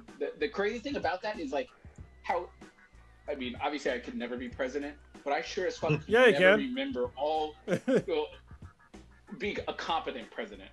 But, I mean, the bar is pretty fucking low right now. I know I wouldn't be the worst. Yeah. But, his ability to like remember really people's names. Yeah, his ability to remember people's names, like just like people out in like Iran and stuff. I'm like, I don't even know how he pronounces that, and let alone just remember like, oh yeah, the leader of this blah blah blah who was succeeded by who blah blah blah blah blah. And I'm just like, I'm my head's spinning because I'm trying to keep track of what name is what person and stuff like that. And then a lot of them are like Middle Eastern names and everything, but he's just. I was like, he speaks so fucking well. Like he's so articulate. Compliment. Yeah, but he speaks so well for his kind. Yeah, but I mean, just as a person, he does speak extremely fucking well. I mean, you can be white, black, whatever. He just is really good. I can't remember. Orator. Yeah. Orator. Yeah, he's just really good. If you go back and like watch Obama's old speeches about something, like even if it's like him talking about his new like bill or whatever, and you watch Trump's version of that, it's like, god damn, it's like it's day and night. Like even just watching, like, God, this guy's a fucking idiot. So really quick before we transition, I got one final thing to ask Stitch about the book. Does he talk about the incident that happened with his mentor at Harvard? Does he mention it in the book? Wait a minute, the Harvard. I'm trying to think. He talks about the priest. So it's the Harvard. The Harvard incident is his old mentor or whatnot, and his neighbors alerted the police that there might have been a break-in, and so they came in, and he proved to the cops that, hey, it was me. I'm entering my home. Here's my ID. But then, like, they got into it. That's the beer guy. That's him. That's the beer guy? Yeah, the guy, that's the beer guy. So he's from Harvard. So that's where they got into the thing. He's able to prove that it's his home. It was him, and then he still got arrested. They still arrested him because he got into an argument. And it's like, well, he was able to prove that it's his house. He's able to prove that he teaches at Harvard, but yeah, he still got arrested because he's a black male. When he explains that incident, he said he was like, I gave this public statement or whatever because he knew the guy, and he's like, he's like, I'm sure that I can't think of the guy's name off the top of my head, but John or whatever. He's like, I know John. I'm sure John was had some choice words during the incident, but I also and he says I think the officer acted stupidly. Those his exact words. I think that officer acted stupidly by arresting him, and then people started to be like, he's calling all police officers stupid. Blah blah blah, and Obama was in like his advisor is like, you're gonna have to issue a restatement. He's like, for what? He's like, I didn't say he was stupid. I said he acted stupidly or whatever. He's like, I'm not issuing a retraction on that statement or clarifying it or whatever. He's like, so I reached out to both of them, a sergeant, whatever, the officer, and then the guy you're talking about, and told him that come to the White House and have a beer. And that was the incident I was talking about before. I couldn't remember if it was. Yeah, that's the Harvard guy that he talks about. Yeah, so the Harvard guy was like his mentor. He was a teacher to him and like a somewhat mentor. So, now it comes all around. Right, but people were crucifying him on that because he supposedly called police officers stupid. Oh, his buddy is whatever, being difficult with the police, blah blah blah, and he was just like, yeah, let's just have a beer and talk it out or whatever kind of deal. And that was that. Good stuff. Yeah, I want to check that out. I heard a Fresh Air NPR interview. I think he was on Terry Gross, kind of breaking it down, and it certainly piqued my interest. So I'll check it out as well. Since we're on the topic of political people, you wanna talk about your girl AOC? Oh shit! Oh, babe, I love her.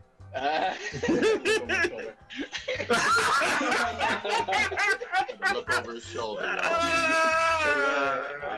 I got the kitchen right over there. There might be some knives in my back. Like, you were Oh my Artie, god! Artie was trying to hit you with that Demon Souls knife in the back stuff. Oh yeah. Catch me one of those.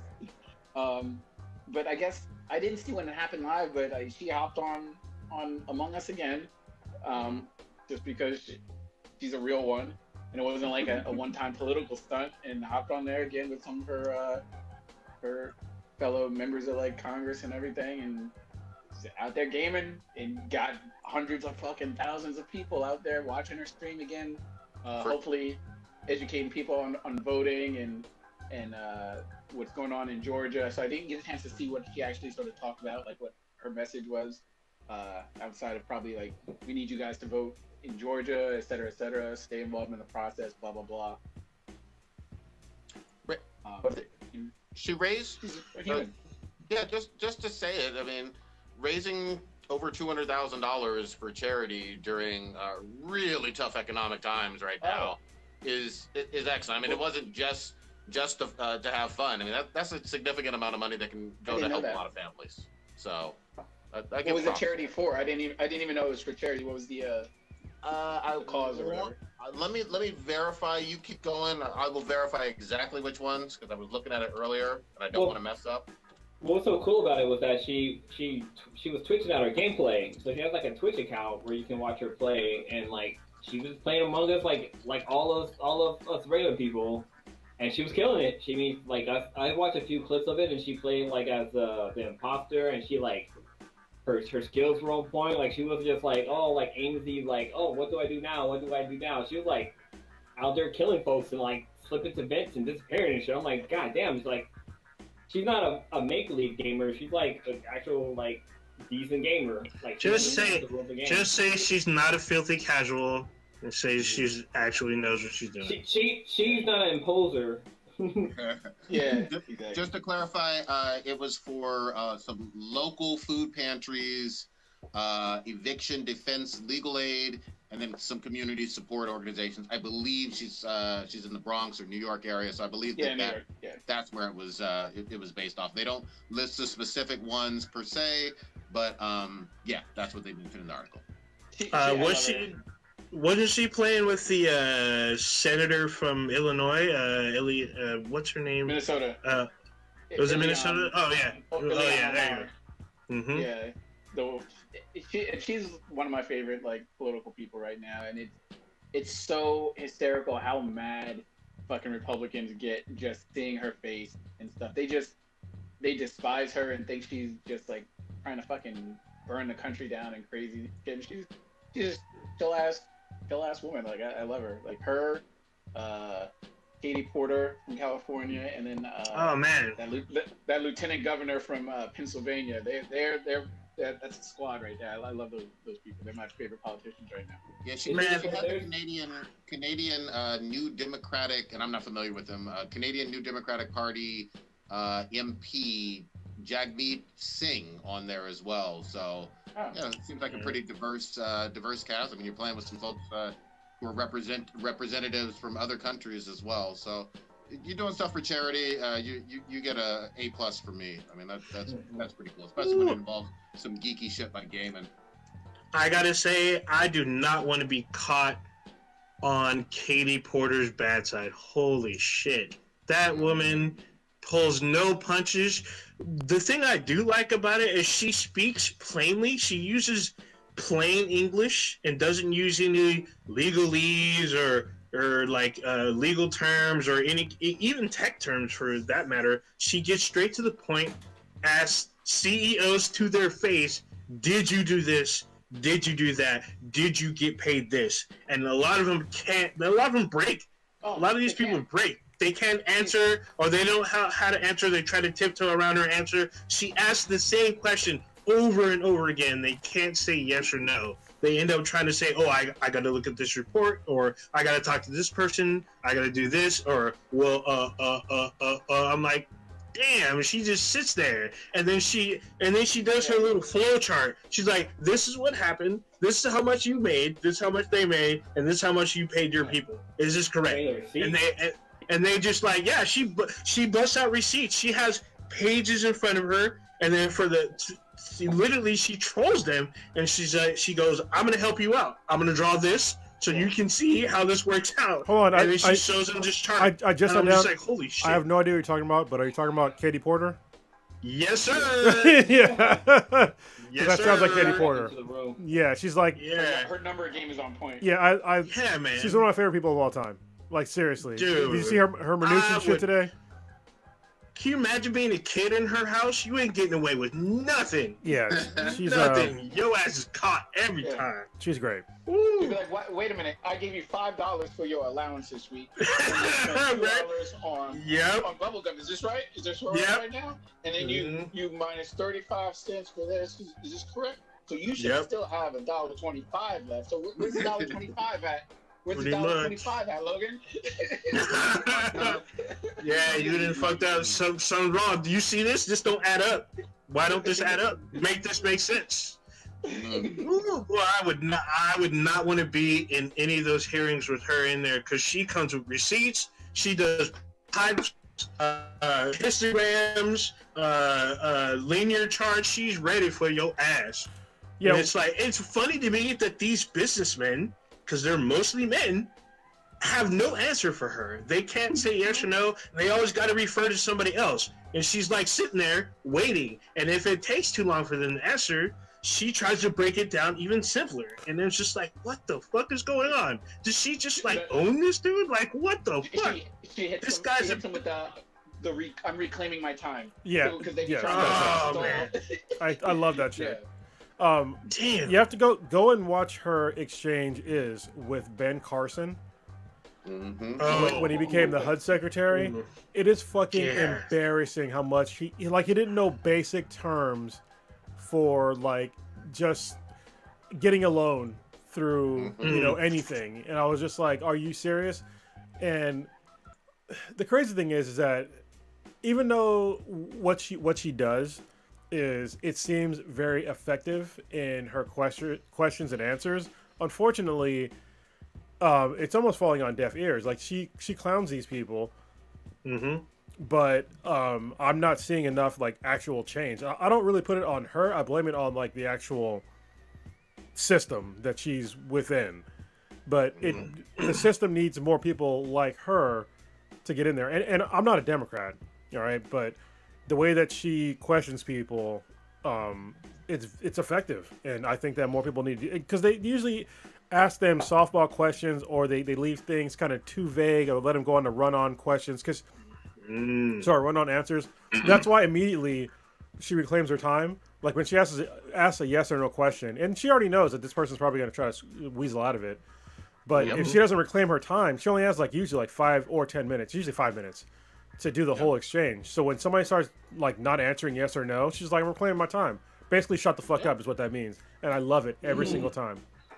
Yeah, it's just weird to me because she uses their institution's vernacular back at them, and they don't have an answer because they're like, I'm not familiar with this term, or I don't know what you're talking about, or what do you mean by that? And she's like, well, this is on your letterhead, or this is on your documents, this is on your institution's words, and you don't know what I'm talking about. And they're like, well, so it's okay, I'll explain this to you. And I'm just like, damn, you work there, you're the head, you're like one of the top people there, and you don't know how your business works, and this woman does. And I understand that she's part of, because she's a California representative, but yet she's not in these she's not an employee of these businesses, but she seems to know them better than the people that run them, which blows my fucking mind.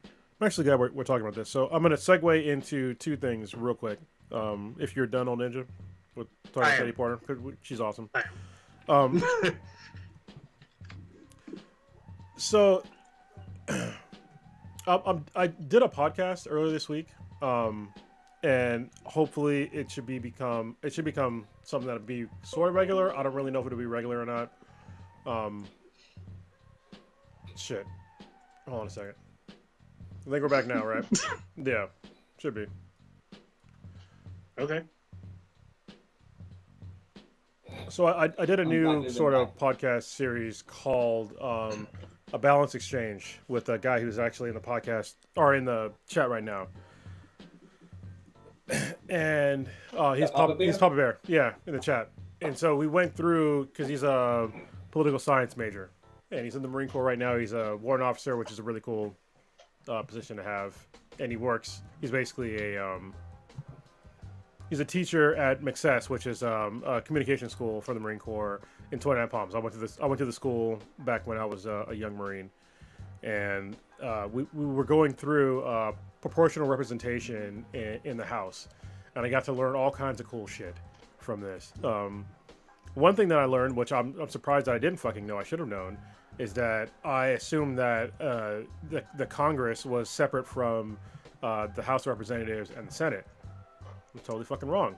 I don't know if you guys knew this, but it's this when somebody says Congress, it's the House of Representatives and the Senate together. I didn't fucking know that.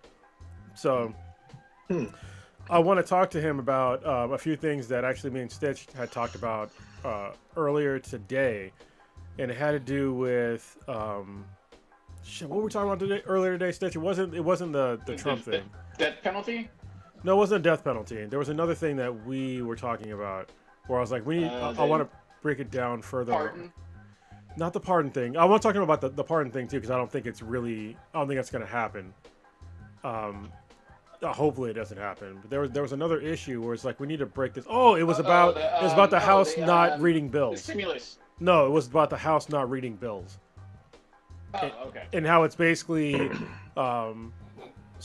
basically impossible for them to really read the bills. In my opinion, in most people's opinion, most of the House and likely most of the Senate do not read all the bills that come across their table. And it's for semi-obvious reasons. Like one of them is a timeline thing, because some of these bills come across in sort of an expedited manner, where they have to read like thousands of pages within the span of less than a week, and things to where it'll be a bill that doesn't really pertain to them or their constituents. So why the fuck would they read it to begin with? So they usually just vote down party lines. Like if the party says do this, then they'll do this. And I want to talk to him about, probably on the third podcast that we do, I want him to talk about bills, and he's already saying it. They have their staff summarize it for them, which they don't read the bills. So that's what I want to talk about probably on our next one, is to really break down, because I think most people, they assume that when the people that are approving these bills, that they are aware of everything that are in these bills, but they're not. I mean, for the reasons that I mentioned earlier, and another reason why that we talked about in the podcast that'll get released on someday. It'll probably be in the next week or so. I lost my fucking train of thought. There was no reason why they weren't going to release. They don't read them. Fuck. We don't have fucking time because I know in the chat you had mentioned how they get it like last minute, or it's like they have to rush it through Congress, and then they actually vote for it and then turn around and read it later. Yeah, but that's the thing that he talked about. The time's gonna catch up. He's gonna tell me in the chat in a couple of seconds, like what I'm talking about, because we talked about literally this issue like briefly on the podcast of like, them not really reading bills that go through Congress. And it's just like, so it's strange. I could have sworn that there was legal. Yeah, my bad. I'm sorry. Because it's all in legalese. That's what it was. Yeah, and I talked about it earlier too.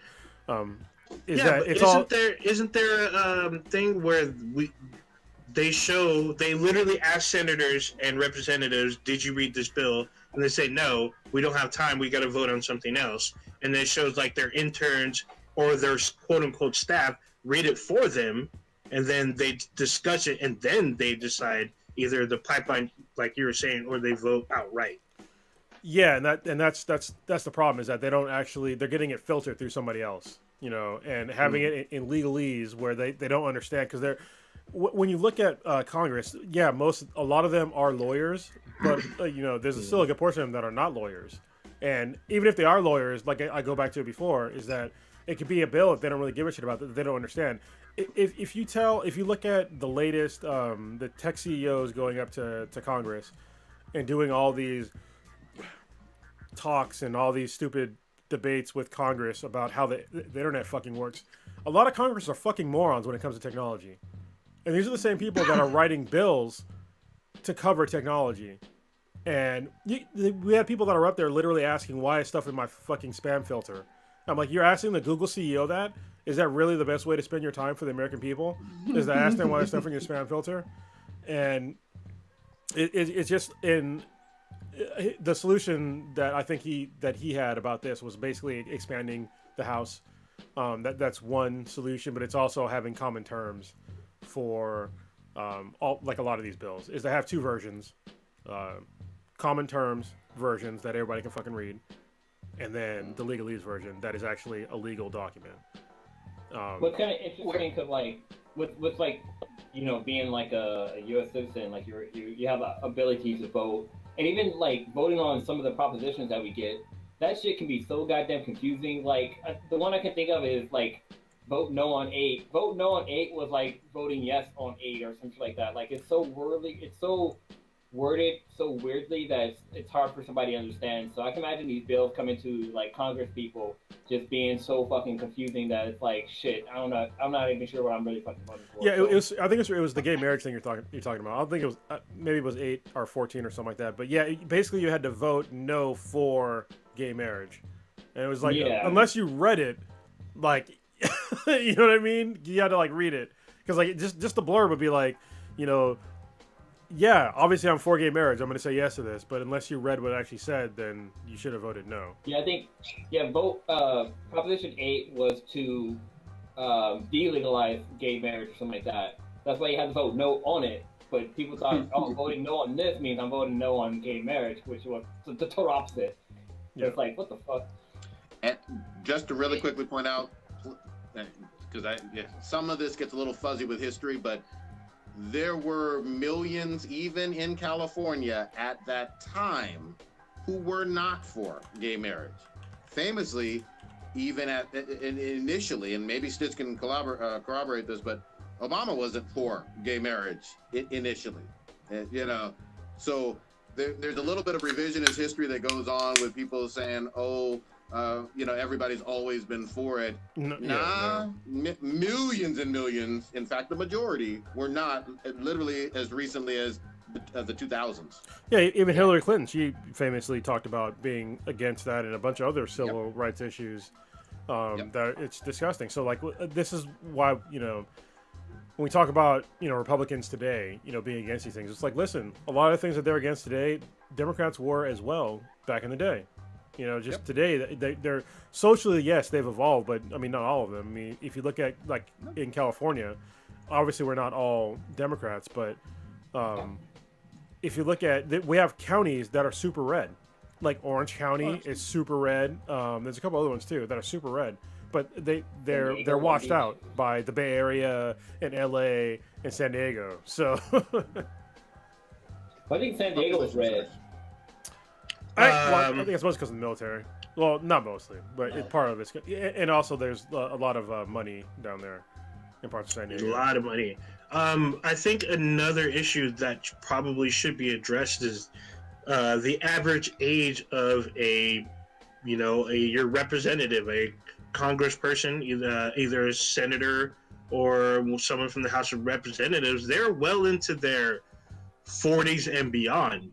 And to ask them to sit and read legislation that's anywhere from 500 to 1,200 pages long, within the span of a week is most likely not even going to happen.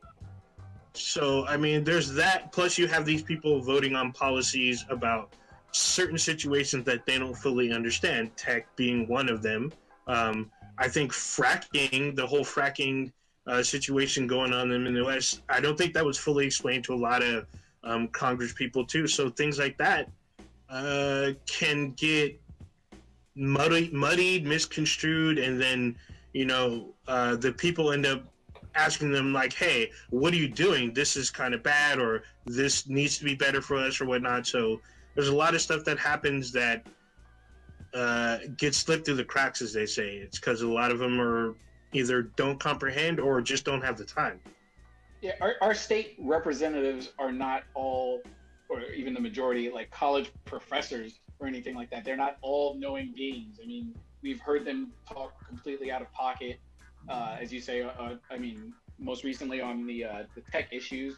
You can go back even further when they talked about a lot of times with gun control, where they are talking about classifying stuff as like assault rifles, not knowing the difference between an automatic and a semi-automatic, but they're out there on the soapbox screaming and yelling, we need to remove this gun because it can fire 1,000 bullets in a second, blah blah blah. And they're holding like something that the magazine doesn't even hold that. So there are examples throughout the entire course of history, past, recent, and all over the United States where they don't know what they're talking about. I mean, I don't want to give the impression like these are our scholars of the world that we need to put our blind faith and trust in them to read and be all knowledgeable about everything. I mean, I don't expect the representative from fucking Idaho to know anything or give a fuck about fucking immigration reform, about what is going on in Arizona in terms of like immigrants coming in and applying for a driver's license. I'm just pulling shit out of my ass, but issues that happen in certain places, it's shitty to say, but I don't. In a perfect world, they should care about all this stuff. The person in California should care about what's happening in Vermont because we're all the United States and we all need to be all team go. But in a real world, it's not like that and everything. So, I mean, I understand that, and it sucks that, in a perfect world, they would be knowledgeable and at least try to understand some stuff about that. But I mean, I know shit I don't understand, and I ask questions. I personally, if I was in that position and was voting on, I mean, I do know what fracking is because I lived in Louisiana. I have a lot of friends that are in the oil field. But if someone was like, oh yeah, we're just voting no on fracking because whatever, if it was me personally, like, well, what the fuck's fracking? Like, someone explain it to me. But obviously, a lot of these people, they're just like, yeah, whatever. I'm gonna go hit the golf course or whatever. That's how it will be. Yeah, the problem is that, what you're saying is totally valid, but it's also at the same time, it's like nobody's paying you to pay attention or to not pay attention to certain issues, and that's one of the other problems with Congress is that these people are bought and paid for by certain corporations. Like look at the whole gun lobby thing. Like we were talking about guns earlier. If you look at gun control, look at California's super restrictive gun laws. We have all these restrictions on rifles, and most of the restrictions that are on rifles, when they call them quote unquote assault rifles, which is a fucking stupid ass term, the actual legal definitions of those things, it's 4 things, and most of those things actually make the firearm more controllable for the user. And if you look at the pistol grip, the compensator, and what was the other one? Buttstock. The butts, yeah. Buttstock, the bullet bump. That was it. Oh my god. You should know this. Come on, man. Why are you messing this up? I know. I know it was. I know the detachable magazine is the other one, which is stupid. But in the meantime, it's like the vast majority of gun deaths in America are by handguns, and there's literally very little regulations on handguns, except for a smaller magazine. In which case, I can change a magazine in less than a second. You know what I mean? I can just carry a bunch of other magazines, or just not pay attention to that law at all and just buy a larger capacity magazine. It's just, this is the level of stupid shit that we're talking about. When if you want to actually attack the real problem of gun violence and violence as the whole, would be to understand the actual issue with abundance and scarcity. Like the vast majority of these people that are actually committing crimes with guns are living a life of scarcity because they're fucking poor and they need resources and they don't have resources. And so they're using a weapon of any sort to get their resources, but they're not willing to rectify that issue. They just want to rectify the issue of the scary looking thing because I told you it was scary. So because the other problem is way more complicated. But it's also the way more complicated problem. If you fix that, you'd probably fix most fucking problems in America. You know? Yeah. I'm with it. Let us know when that one comes out. Because it sounds like it's in the can or being processed still. Because I'm very much interested. And what was his name, or what's his podcast name? Papa Bear or Blue. Yeah, it's his last name. So yeah. Wait, He can't be fucking Blue. Goddamn it, no. No, it's Belew. Is actually his last name. Belew. If I remember correctly. Yeah. They can only be one. No. Yeah, that ain't gonna work. It's got to be Papa Bear or something. Hey, so Blue, you're gonna have to fight this other Blue on like a top of a mountain at sunset with your katana. Blue would lose. May the best Blue win. Blue would lose horribly. He's an active Marine right now, so yeah, he would lose terribly. But I'm a U.S. citizen, so he's supposed to be protecting me. So he gonna protect that windpipe. But you're also black, so I mean, damn. no, Sound like he might be black too. So no, he's not. All right, he's a good dude. Get this pardon thing out there real quick.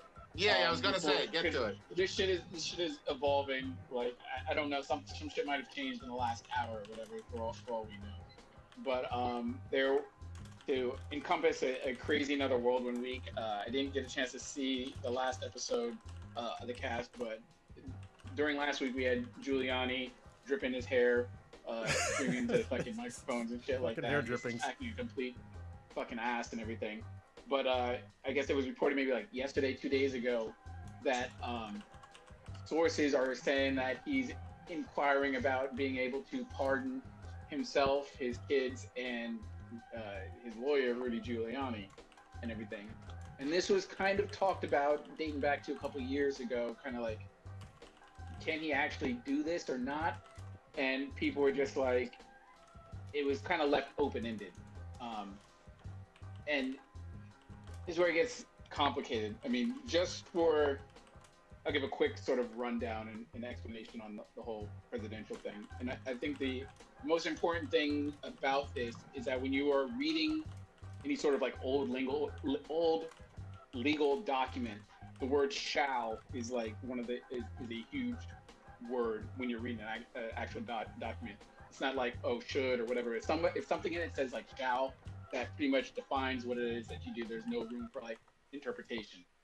So the president has presidential pardon powers. It's like Article 2, Section 2 of the Constitution says that he can issue pardons for offenses not including his to avoid impeachment and everything. And they have to be for federal crimes. You can't go down on a state level and do stuff. That's something that the governor has to issue pardons for. So it's happened all throughout history. Pretty much most of the time it happens towards the end of a president's term, where he'll go through and he'll issue his pardons. I mean, it's been done from Washington to Obama and everything, and they've varied from. You've had several presidents not give any, mainly because they died, and then the highest one that gave the highest amount of pardons was FDR. He gave over like 2,800 actual pardons.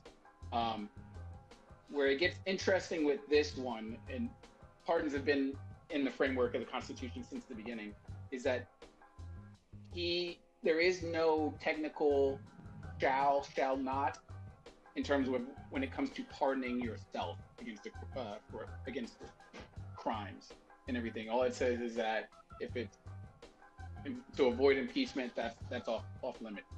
The only time that it's been close and looked into was with Nixon and Ford in '74.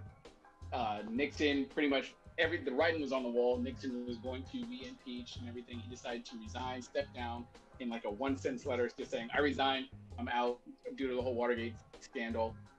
Gerald Ford became president and then issued him a pardon, a blanket pardon, covering from any actions that he incurred during his time as a president. That is not the first time that that's been done. That's gone back to times back in like the Confederacy days, during the I think it was Jackson, and then Jefferson also did another pardon in terms of like a blanket pardon. And even after Ford did his, Carter issued a blanket pardon for all so-called draft dodgers. So a lot of people, when the draft was going on, they fled to Canada and stuff, and that was technically a federal crime. When Carter went in office, he issued, I mean, I don't know the timeline if he did it like first day or whatever, but he issued a pardon saying, all so-called draft dodgers, you are forgiven. I waved my pardon wand, all gone. Real quick, hold on. Sorry, there's something that Papa Bear brought up in the chat, and something that's actually relevant. When you talk about FDR pardoning all those people, the reason why is because he was the president for a fucking long ass time. He was the president from 33 until 45. Yeah. Yeah. But still, 2,800 is a lot and everything. I mean, I'd have to sort of go back and do like averages or whatever. I have a little like some notes like Obama did 212, Bush 189, Clinton was 396, Bush senior Bush was 774 in terms of like the number of pardons that they actually did. But where it becomes sort of interesting, where people are like, can he actually issue a blanket pardon for his kids? Yes, he can. Having the whole pardon power is relatively absolute. Where it gets tricky, though, in terms of being able to pardon yourself, is that the whole concept of having like a legitimate legal process has to do with you not being able to be the judge of your own guilt or innocence. Essentially, that's what determines like the whole judiciary process, or else it's like a fucking kangaroo court. It's like this is just a complete sham. So if you are essentially saying like, oh, I'm on trial, but it doesn't matter, I'm the judge of saying if this person can get a pardon or not, you shouldn't be able to apply it to yourself. However, there's been nothing specific that has been decided on the Supreme Court saying you can or cannot do that. However, you don't have to actually be charged with said crime, just like with Nixon and the draft dodgers that did run out and everything. And it goes back to like 1918. There was a case with Bundick versus the United States, where when you are granted a pardon, it is considered an admission or a confession of guilt. So that is all you need to do. It doesn't need to be done in a legal court document or like a court of law. It's just like, yeah, I did that. I confess I did that. Okay, write this paper up. You get a pardon. You're all good. However, this is what's going to play out. That's going to be very interesting. Is once you're pardoned, your Fifth Amendment no longer applies to you. So if you are subpoenaed for court and asked to talk about whatever it is that you may or may not have done, you have to honest truthfully, or else that would be perjury. And you cannot be like, oh, well, I don't want to incriminate myself, because since you had the pardon, you can't incriminate yourself because you've been pardoned for said sort of crime and everything. That's sort of a broad aspect of it, where I don't know where all this is kind of going to, and it's going to get interesting, is if he decides to just be greedy enough and just not give up the Infinity Gauntlet and says, I'm going to pardon myself, fuck you, do whatever you want to do, then it's going to be a whole big legal traffic jam. And it's going to get taken to the Supreme Court, which he has handpicked him anyways, but then that's going to be a huge like character test in terms of like those judges determining if this person is so-called above the law, where a president can just be like, I can do whatever the fuck I want and I can issue a pardon, and that would be extremely, extremely dangerous to set that precedent for a president to do, because essentially you could just be handing out pardons for money, which ironically is something that came out in the news like yesterday. So Go ahead. yeah, so I'm right there with. I'm sorry to interrupt, but I just want to really quickly say, right there with you. You laid out that history quite well in terms of everything with Nixon and Ford. That was back in Watergate scandal '73. I get you.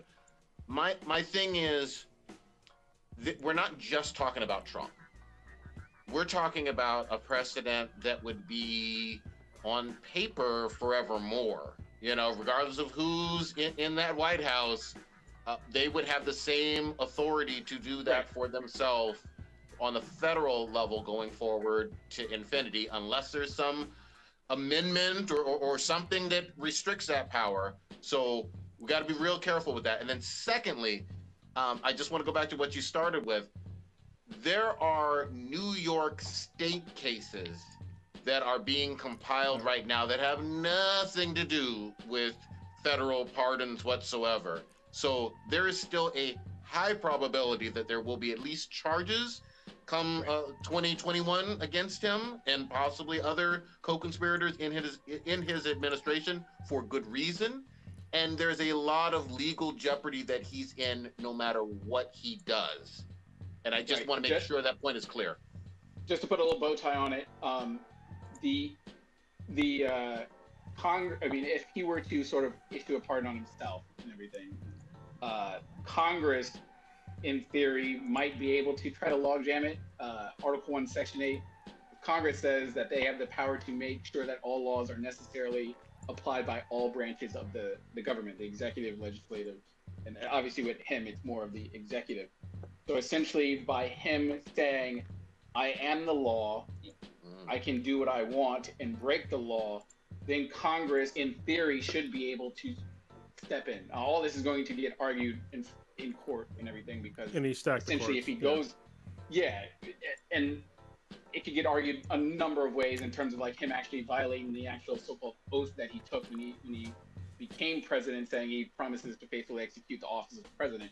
By doing that and saying, I'm going to commit these crimes and just pardon myself, you're not executing the oath that you swore to. So Congress, in theory, might be able to step in and be like, yeah, you got these pardon powers, but we can't, we can limit corrupt pardons and everything, which would have to be brought up and challenged by Congress itself, which means they would have to have the balls to rise up against this, which who knows if that's the case. But the funny thing about it, just one last part, I'm sorry. What I was thinking about, the other route is that, let's say the week before, he decides to step down, put Pence into the president role. Pence could wave his pardon wand, and then it's hands off.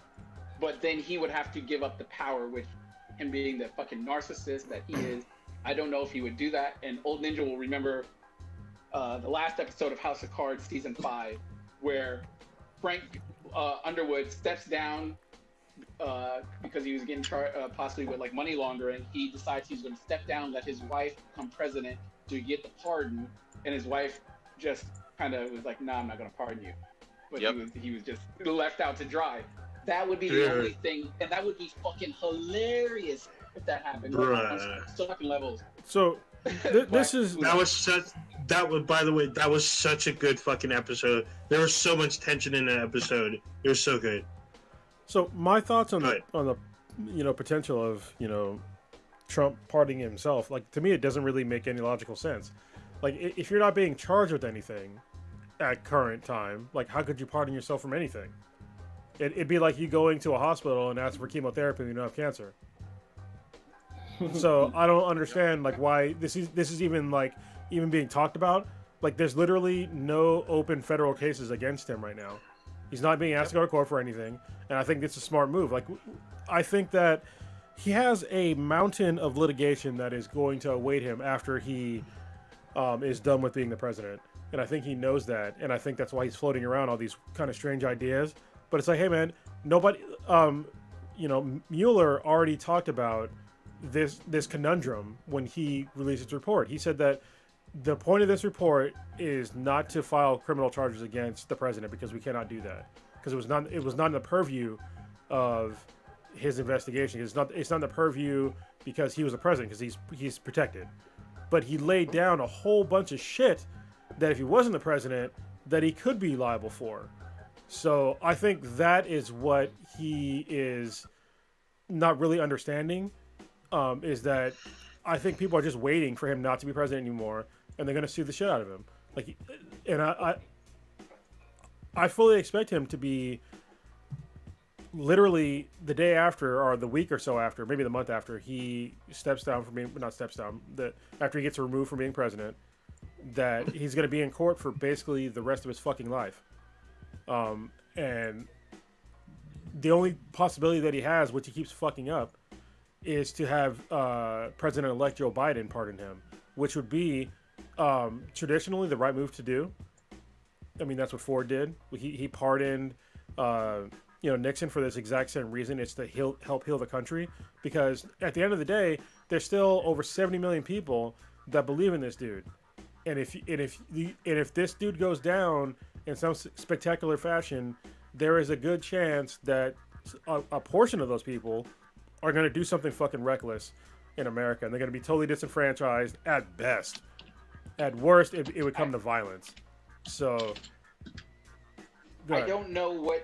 Obviously, only Trump knows what he might have or done that the public doesn't, in general, know about. I mean, just based off whatever dropped yesterday from that federal judge with all these redacted names and stuff, in terms of bribery for pardons, that's a federal crime right there. I mean, you can pardon whoever you want to, but but you can't go around.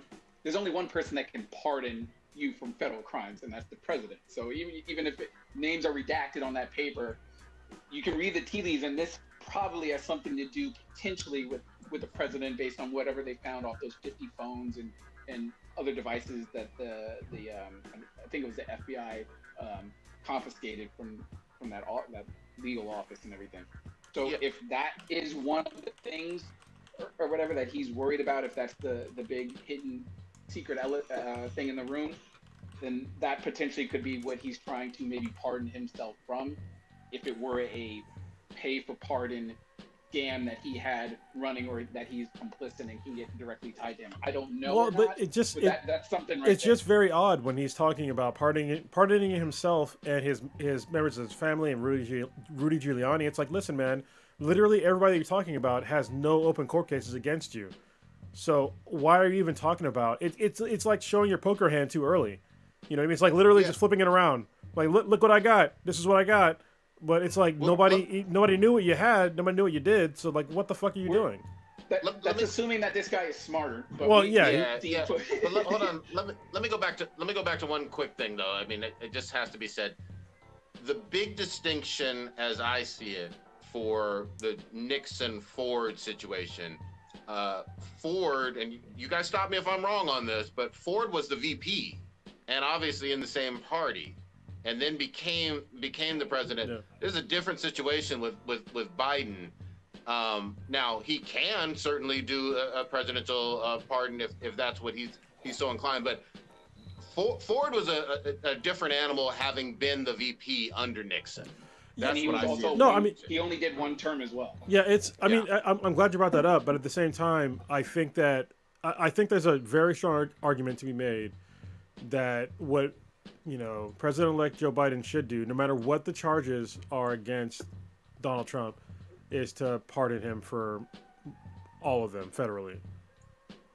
Yeah. To stop, like, basically a potential of a civil war. I mean, seriously. I'm not on that page at all per se. I will say this though, Biden has said that his Justice Department is going to, whatever independent, separate from him. I mean, he gave the right answer. Do their jobs, But even still, again, since we're only talking federally, that there's New York State stuff going after him right after he's out of office. And so ultimately, if there's a result of a criminal conviction at the state level, then what good is this federal pardon any goddamn way? Yeah, no, I totally understand. But at least it would show that, at least to his President Trump supporters, is that the person that illegitimately to some of their eyes became president, that he didn't go after the former president and put him in jail. Like, this is, I understand it's a fucking stupid ass argument, but that's all these dumbasses are thinking. Seriously. Like, just I believe plenty of people think it. I'm with you on plenty of people thinking it. I find the Ford stuff just drastically different. I will tell you what should happen right now. You're a better person than me. Yeah, what should happen right now is Vice President Mike Pence should enact the 25th Amendment and remove Trump from office. That's what should happen right now. But no, I don't think he can enact it. Well, somebody, whoever the fuck has the power to do that, they need to enact it, and that's what needs to happen. Because right now, especially if you're a Republican, listen, if I was a Republican and I was in if I was a governor or some shit, I'd be fucking, especially if I was in goddamn Georgia, I'd be so fucking angry right now with the current president, because he's literally fucking over the Republican Party for selfish reasons. And what I mean by that is, he has literally told all 70 plus million of his supporters that voted for him to be the president that this is a fraudulent president. It was all a fraud.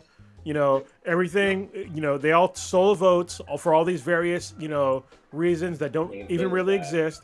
And so there's a runoff in Georgia that's going to happen in the next couple of weeks. I think the next couple of weeks. And those voters that are Republicans, they're not going to come to the polls because they think that it's all a sham, that the Democrats stole the election, and that there's no reason for them to even show up. And so I don't know why the Republican Party doesn't stand up and be like, hey, man, stop. We still have the Senate for now. But they're not going to have that if you keep telling them that no matter how you vote, it's going to go towards the Democrats. And I don't think he understands that. Somebody needs to grow some balls and just stand up to this dude and tell him to just, hey, man, stop. You fucking lost. All right? You fucking lost. Stop messing up this entire party. These 75 million people, though, I mean, normally I'm the more positive outlook one and everything. I just don't think that I don't think they can be reached overnight. I mean, these are the same people that you have that had to be. They can. What are you talking about? They literally just just were. That they believed Obama was a fucking Muslim terrorist that wasn't born in America. They don't believe in simple numbers or math in terms of 80 million being more than 70 million. They believe votes were manifested over midnight. They don't believe in simple science like masks will help reduce the spread of fucking germs. And then for the 25th Amendment part, fucking, it should have been enacted when you had the leader of the free world in quarantine with a potential deadly virus, probably one of the most deadliest viruses we've seen in our lifetime, on oxygen in quarantine, where he's pretty much unable and incapable to do anything because he's in a hotel room, and they were just like, we're just going to let this ride out and just hope nothing bad happens while he's completely off the grid right now. He can't physically be around people because he's patient zero or whatever. Yeah, no. And they didn't enact the 25th Amendment then. Like, it's embarrassing that they're all shook. Like fucking Mobb Deep said, they just shook. So Stitch, it's ridiculous. What you said was super valid, except for the part about they cannot be convinced overnight. Yes, the fuck they can, because everything you just said, they were literally convinced pretty much over fucking night about all this shit. They were convinced about voter fraud overnight. They were convinced about President Obama like not being a Muslim and being not an American. All this stuff they were convinced with in a very short time frame. All it would take is somebody on the Republican side to stand the fuck up and convince them to come back to fucking reality. So I just wanted that he does though. I had a question about I had a question about what Cronus was just talking about. Were you referring to the politicians or to his supporters about them being turned overnight or seeing the evidence or whatnot? Well, it was mainly his supporters, and then he turned the supporters first, and that made the politicians change because they have to go with what their constituents mainly say. You know what I mean? So I want to say that even despite him getting sick, even despite the reports of him being oxygen, even despite him going out to see people or infecting Secret Service, to some of his supporters, that doesn't matter. Yeah. I had to literally listen to a friend of mine who was in tears because her father and stepmother literally said that Trump is their Jesus. Like, he's literally going to save them from what's happening in America. And the whole mask thing, they still don't care about. You got people having orgies in Louisiana, having super spreaders ended up in the news and stuff. These people, it's from what I'm able to witness. Well, no matter what happens, none of this is changing their mind. Well, they're pro-Trump all the way. Yeah, that's what I'm saying, though. They need to listen. they're gonna take a hit either goddamn way. All right, it's either take a hit long term, because if they go down the route they're going right now, I'm a Negro Dominus for you. If they let President Trump go down in flames with basically a fucking nuclear bomb, the Republican Party will not recover for the next 8 fucking years. At least the next 8 fucking years. It's just not going to happen. All right, so no matter how you need to frame it, you need to have somebody come forward and be like, hey, listen, this guy's been selling you snake oil. You ate it up, but this is reality. Like, if they need some new leader, it's fine, but somebody needs to bring these people back to the table, or just disenfranchise them from not voting again. Which is basically, but that's what Trump is doing right now anyway. But who though? No, like for example, there is nobody currently on the Republican side of things that I would say has more, has higher whatever clout than Trump did several years ago.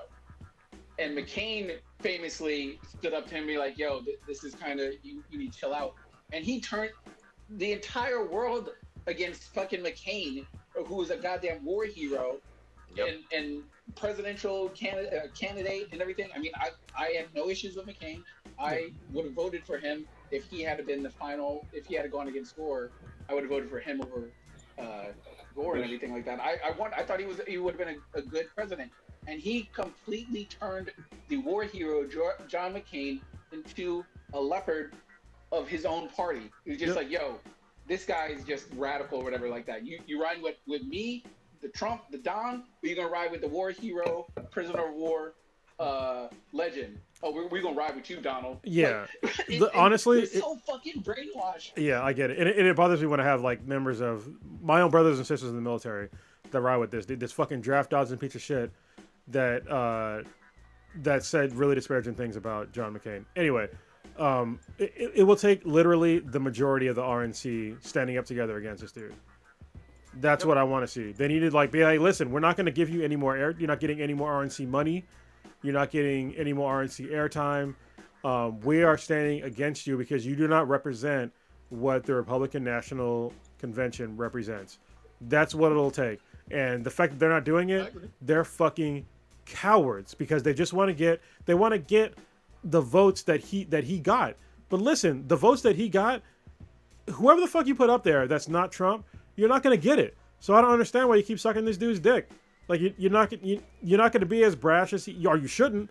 I fucking hope for the sake of this nation, you should not emulate this person because he has divided this country so far that's where we are today. Listen, we're going to hit 300,000 people dead from a single fucking virus this year.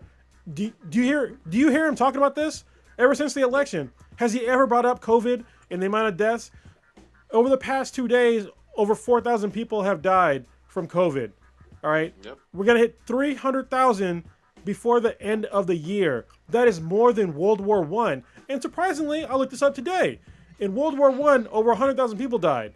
Do you know what most of them died from? This fucking influenza in 1918.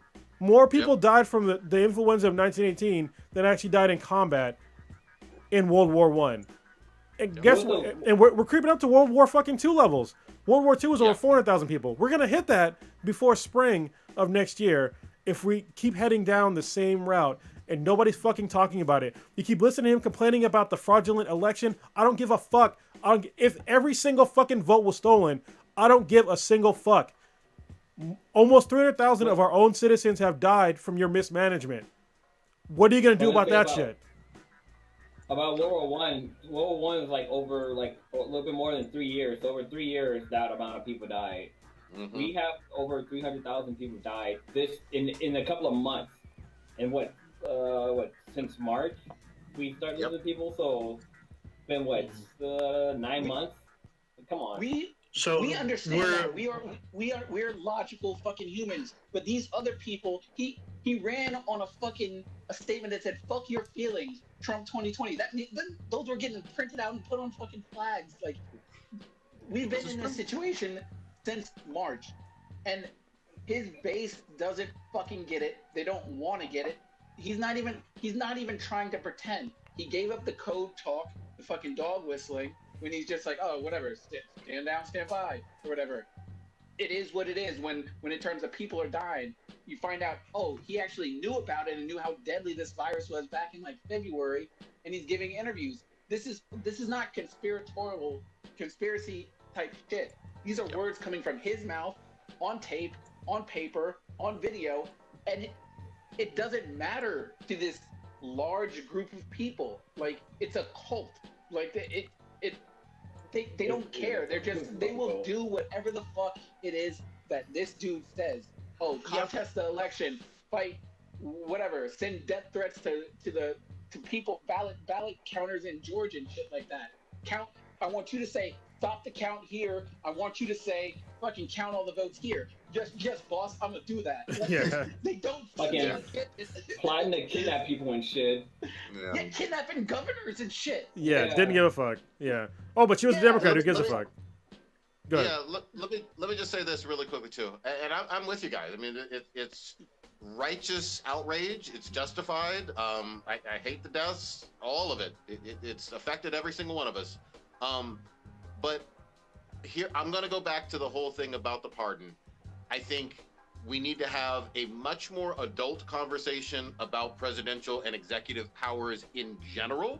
And regardless of who's in office, limit some of those. I think we need to have that discussion. And then secondly, I think it's going to be neither here nor there if these New York prosecutors for the state violations, and he's got plenty of them, actually hit home runs. And I think it only takes one of these big time charges and he can't pardon himself for it, or there's no protection for it. I think some of these state violations or charges are going to stick. Yeah. And you talk about that base of 70 plus million and all that. Well, if you're convicted for New York State criminal charges, I don't give a fuck if you guys did vote, if someone did vote for the guy. A conviction would mean a jail sentence for him.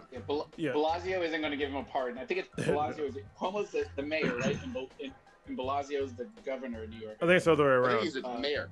Yeah. Yeah, it's the other way around. So, They ain't going really, to give him no pardon. just really quick, did anyone read the Mueller? Has anyone read the Mueller report? At least the Cliff Notes. Before we get into the Mueller report, I want to clarify something real quick. Just keep a pin in that real quick. So I want you to talk about it. When I say that I don't give a shit about, even if the Democrats stole the election. All right, I said that kind of flippantly. I would give a fuck if they stole the election. There's literally no evidence that happened. So that's the main reason why I said that. There's no evidence. None. If you want to talk about it and show me all this fucking bullshit videos and all this, it didn't, nothing that is going to change the election. None of that evidence has come forward yet. So just stop. All right. My other point is are 379,000 lives more important than one election? That's what I'll ask you.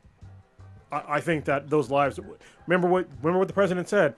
One life is too many. We're approaching 300,000. Again, I will ask, if one is too many, then where are we at now?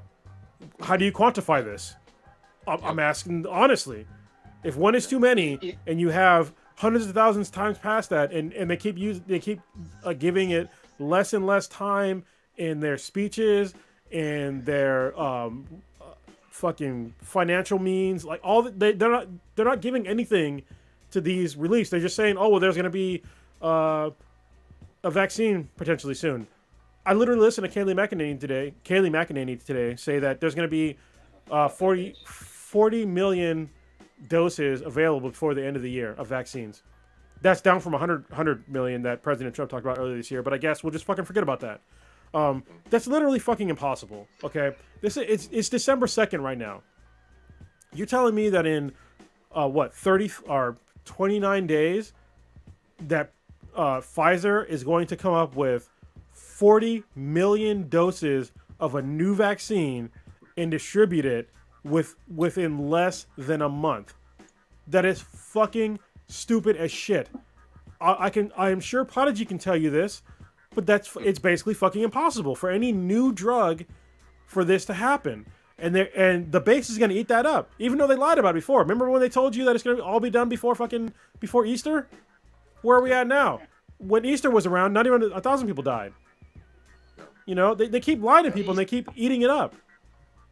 He's too busy putting a patent on the Trump vaccine. Yeah. Or whatever, because he's a fucking narcissist. Like you said, I mean, when they tell you who they are, believe them. I want to see this. Narcissist. Listen, when they, I hope they frog walk him, but they probably won't. Out of the fucking White House. I want literally every single person that died. I want a picture of their faces lining his way out, so he understands the damage that he's done to this fucking country. He ain't gonna show up. He ain't gonna show up at that inauguration. Mathematically, it's damn near impossible for them to make that many vaccines, and like they would have to make a vaccine like, oh God, It's I'm a trying to do the two-part math, and dose. it's like, yeah, it's a 2-part dose too, which means they need like 80 fucking things. But then also it has a 7-day shelf life, and it has to be at a certain temperature for the whole entire time, which doesn't make any kind of fucking. I'm gonna remind you guys. I'm gonna remind you guys of another obstacle that we're pussyfooting around.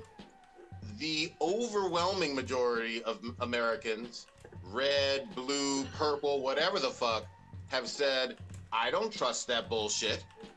I'm not putting that in me." So, even some, you know, I'm in healthcare. Even some of my healthcare workers are like, this shit happened too fucking fast, and I don't trust the guidelines on it. We need to run more tests. Let's confirm that we're really dealing with something that's going to help. So, regardless of the magical math of, you know, we can make 80 million in 2 weeks or whatever bullshit, how many are going to say, yes, please? I'll be the first ones to get it. I'm a nurse. I'm a doctor. I'm working in a retirement home. I need it. I need this first dosage right away. I think you're going to have less than you fucking think.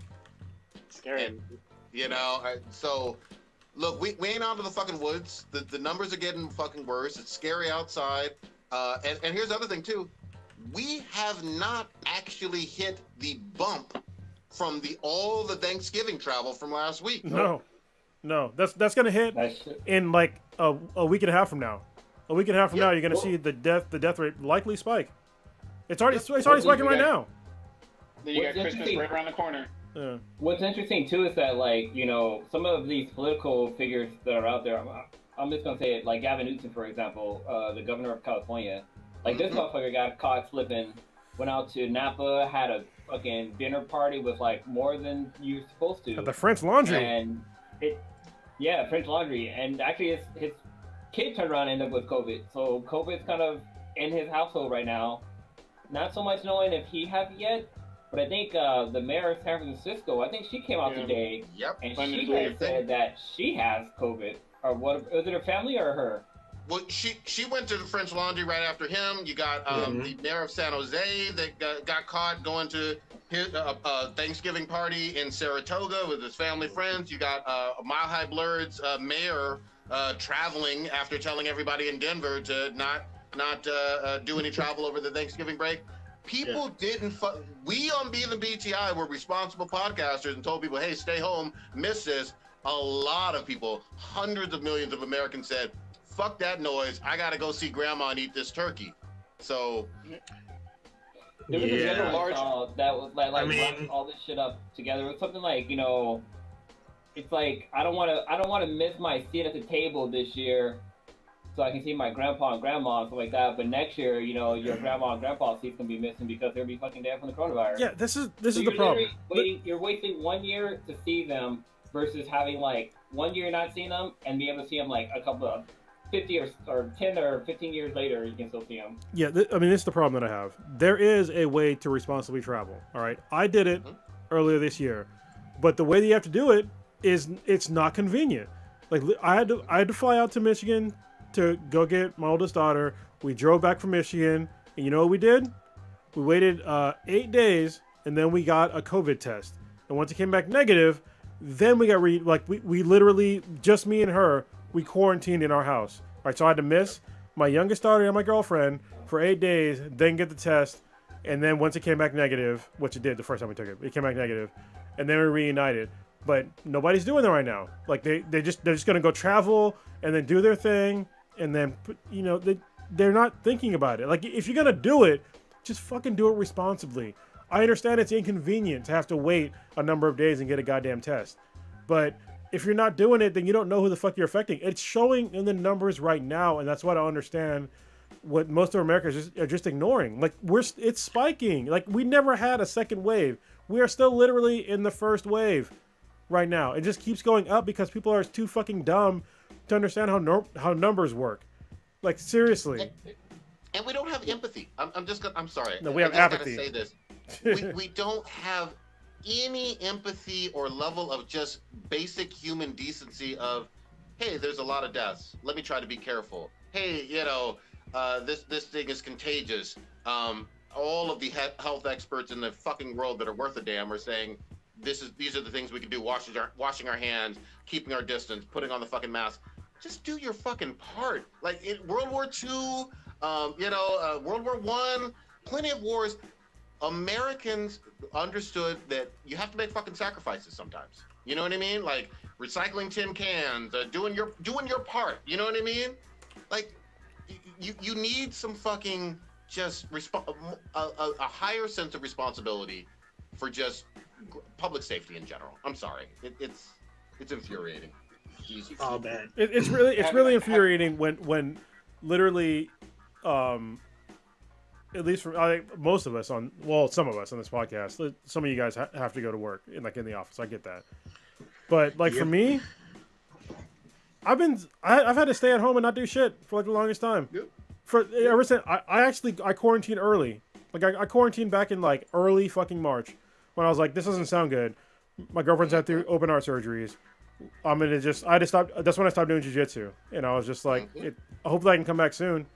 But yeah, I haven't been able to do jiu-jitsu since then. I actually had a friend of mine, one of the first guys that I actually met in jiu-jitsu, hit me up the other day on Facebook, and he's like, yeah, we should. He's basically he has his own bubble, and let's see if we can roll and train. And I was like, well, do you go in the office? He's like, yeah, I go in the office. I was like, then we can't do it, man. I'm sorry. Like, I really want to I want to simulate murder with you. I really do. He understood, which is great because he knows me. But I'm just like, hey, man, if you go in the office, I can't. I literally can't fucking take the risk to possibly kill somebody that I love or kill somebody that I don't even fucking know by accident. Yeah. Yeah. Yeah, and to go back to the vaccine part, you can't spend months shitting on science and doctors and then the head virologists and immunologists of the United States, and then all of a sudden be like, all right, forget what we said, it's good, take this medicine. Like, nah, I'm gonna wait a little bit before you start peddling this possible drug on me. Let alone that even before this, there's a large group of people that don't even fucking vaccine their kids or want to vaccine their kids going to fucking school and shit like that because it causes autism and shit like that according to them and all kinds of stuff. So I remember when we first had one of the conversations about it, and I was like, would people treat this differently if this was affecting babies or newborns rather than old people? Because a lot of the whole so-called narrative was like, oh, it only affects old people with really bad conditions. And I was like, well, I think if magically for some reason this was affecting newborns, kids between 1 and 6 months, they still wouldn't care. I don't think they would care. That's exactly what I was getting to. I really don't. Back then, I was like, oh, people be fucking locked in their houses and ain't doing shit. Nah, I was wrong. They wouldn't give a fuck. They'd be like, nah, I gotta go to the club. They don't give a fuck. Stitch, I'll explain to you when they'll give a fuck. If there was a person who wasn't white that killed randomly 279,000 people, it would have stopped at fucking 10. Yeah, they said 9/11 changed everything in a matter of 24 hours.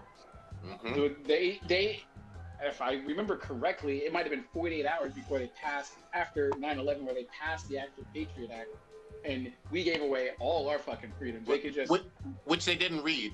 Just to piggyback. Yeah, they didn't. They didn't read that for shit.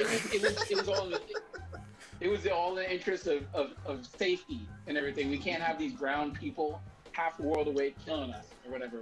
We'll give away our freedom to not be X-rayed or when we walk through a metal detector and all kinds of shit because the terrorists are coming and I'm in fear. And 9/11 killed 4,000 or 5,000 maybe people total between New York, DC, and it was 3,000. I think it was like somewhere around 3,000. Yeah. Okay, I figured let me round up and down, but yeah, around 3,000. And we haven't had a 9/11 since. And we aren't talking about like, oh, we don't need metal detectors anymore, or I want to be able to have my daughter go look in the cockpit or whatever while the plane. Because I remember as a kid, I was able to see a cockpit, like the flight attendant would bring some of the kids up to actually like, they would open the cockpit door and you could see. That shit ain't ever happening again. Never, ever, ever, ever. And that was something that happened once. And we have something that's been going on for 8 fucking months with hundreds of thousands of people that are dying, and people are refusing to change their behavior or want to change the behavior because they say a thin piece of cloth in front of their face is taking away their fucking freedom. Motherfuckers don't even change those people. We can't change those people. I don't think America even understands what the fuck freedom. They don't even understand what the fuck freedom even means. Like they really don't. Like if you're saying that putting something on your face is infringing upon your freedom because you want to do what you want to do, no, like you are not allowed to do whatever the fuck you want in life. That's never occurred ever in fucking almost all of human history. Yeah. Do you realize how many people I want to punch in the fucking face? I don't do it because I know there'll be consequences. Why can't? It's what I want to do. Why can't I do it? I'm an American. I have freedom. Like what the fuck? Like seriously, we have laws. Go ahead. You also have to always put something over your fucking private area as well. Yeah. Out in public, like you can't just walk out. Dick Pic City. And you know what I mean? And you wear here's my pussy. You wear a seatbelt. That's a safety issue, and there's multiple safety items also in your car. These are all these other stupid ass anecdotes that we can say about, doing shit that you necessarily don't want to do, but it's for people's safety. But people don't, because they're slightly inconvenienced right now, that they're going back to this like childlike state of being unreasonable. I got something for you. How about the next time yo ass goes in for a surgery, whether it's a dental surgery or a medical procedure, the doctors don't wear any fucking masks. Yeah, exactly. Dude, I've used that analogy before and people still don't get it. Yeah. And I'm like, they're like, because they're complaining about, oh, well, I don't understand how these people wear masks and all this. I'm like, dude, well, doctors and nurses wear a mask and you let them... They work on you. They work on it to protect you and to protect themselves. But yet you can't wear one for however long you're outside, which is probably less than an hour. And then to piggyback really quick on what Cronus was saying, if this was basically similar to the zombie plague, if the virus killed an adult between the ages of 18 and 35 within 28 to 48 hours, then that's when it would have been real for a lot of people. That's when people would have took it seriously. Where if you got infected, it was almost a death sentence. No matter like how much you worked out, how well you ate, how much water you drank, like you were dead if you got it within 48 hours. Then people would have took that seriously. Yeah, but I think one way for people to take it seriously is if you got it, your dick fell off. I would be like the people who weren't wearing masks. Like, dude, what's the fucking mask at? I'm trying to keep my dick. Yeah, I would have been on the moon. I would have been on SpaceX. I would have been gone. So far today, this is the current update. There's been over 203,000 people that have been newly infected by COVID-19, and over 2,800 people have died today. Just today. One fucking day. That's approaching a 9/11 for just today. Yeah, just today. It's fucking amazing to me. It's the whole apathy. It's apathy because the people just don't want to process the amount of death that's happening until it actually affects them. And then what happens when somebody gets infected? Look how fucking quick they change their tune. Like, yes, they do. Are you not seeing this? Like, I don't understand why people are still out there talking about And they use these fucking stupid ass strawman arguments. Well, they were having BLM protests. Okay, yeah, they shouldn't have been out there with, you know, around a bunch of people. I totally get that. Yeah, that's what Kaylee was saying today. Yeah, it's like, yeah, I get that, but at the same time, the other people are doing it too. Like, more than just BLM protesters are fucking doing it. All right, and I get it, but they're also fucking trying to fight for something that's actually legit. But yeah, they should. You're totally right. Shouldn't be in public. They shouldn't be around people. But hey, if people that you know are getting shot and killed by the folks that are trying to protect, are supposed to protect them, then what the fuck are you gonna do? You know what I mean? What are you gonna do? It's inconvenient to protest whenever, you know. And I'm not a huge. You guys, everybody knows me. The whole BLM movement thing, like the phrase, yeah, I totally agree with that shit. Yeah, Black Lives Matter. But the organization, I have some issues with. But at the same time, I am not going to. I'm not going to belittle them for going out and protesting, because these issues need to be resolved. It's just a terrible time to resolve them. You know what I mean? And it's the same. Go ahead. Yeah, there's never a good time. Yeah. And the same folks that want to sit out there and say, well, look what BLM are doing, are the same motherfuckers that will talk about the First Amendment for anything. Mm-hmm. So where are their First Amendment rights? Leadership. What's up? I said attitude reflects leadership. Yeah. That's one of my favorite lines from what's it called? Friday Night Lights. Remember you have the press secretary of the United States being asked about, yo, do you think it's a good idea that you guys are having a holiday party or whatever? Well, Black Lives Matter shouldn't be out looting and rioting and blah, blah, blah. But I'm like, bitch, like, do you not remember like 2-3 months ago where you had a party for the Supreme Court nomination and you got COVID? Leader of the free world got sick. And she got COVID too. Yeah.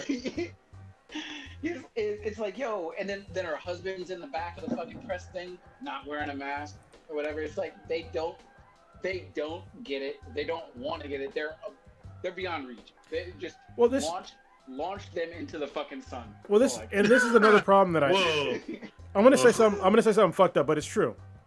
All right, and I don't like speaking in terms like this because I don't like using like super race-based or ethnic-based arguments on shit.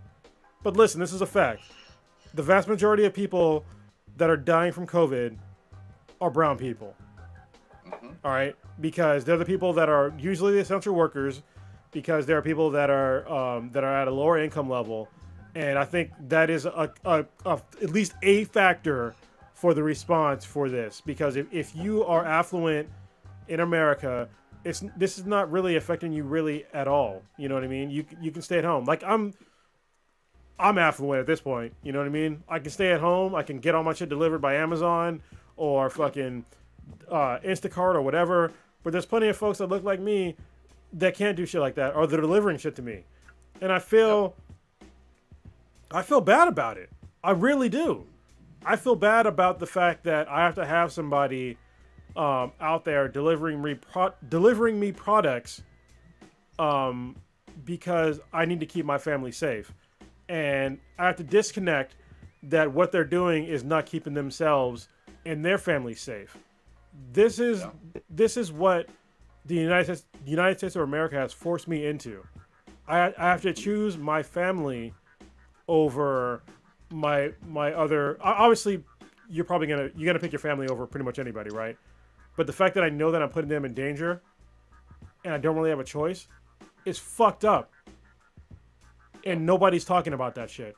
I can guarantee you, most people that are out there at a Trump rally don't give a shit who made their fucking Trump sign. They don't give a fuck who made their car. They don't give a fuck who is stocking their grocery shelves. I give a shit about that. All right. But at the same time, I can't go hungry. So I will just say I guess it might be a paltry thing to say. It might not matter at all, but I appreciate them. And when I have shit delivered, I always give them a big tip. You know what I mean? Just a tip. But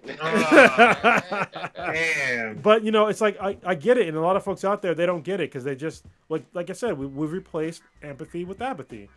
They're so disconnected, and we have our president that is so unconcerned about these people that have had their lives destroyed from this. I mean, yes, very well said. And but like Stitch keeps bringing up, like there are people that are just out of the Kool-Aid was real strong.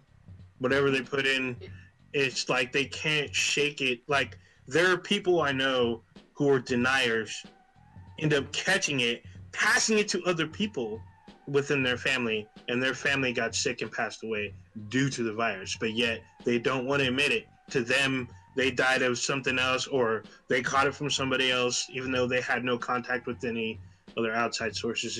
It's just ridiculous out there. Just mask up. Mask up. You got plenty of them, actually. I remember all the demonization of doctors doing fake death certificates, always putting COVID on this stuff, or fighting with nurses or doctors in the hospital when they tell you, okay, your test results came back and you have COVID and we're taking you to ICU. No, I don't have that shit. Okay, you know. That's all bad. Yeah, like that kind of happened with my dad. Like when he passed away from COVID, like that's when the whole where they kept saying like the conspiracy theory was going around saying like, oh, like you make sure that you check the documentation because doctors are telling everybody who's dying is getting COVID because they get like $30,000 to the hospital or something like that, and it's like, no, that shit wasn't true. Like, no, okay, so hold on. So it is true, sort of. Like if you're getting a COVID, are you talking about the COVID test or the COVID, like when somebody goes? No, somebody passed away from COVID. The hospital are receiving money because of it. Some places are getting some compensation from the government because they're being inundated by people that cannot pay for being fucking dead. So, like, I don't understand logically why somebody doesn't understand that. If you inundate these hospitals with all these deaths, and they have to pay for things like, I don't know, a goddamn trailer truck that's refrigerated to house all these dead bodies, where does that money come from?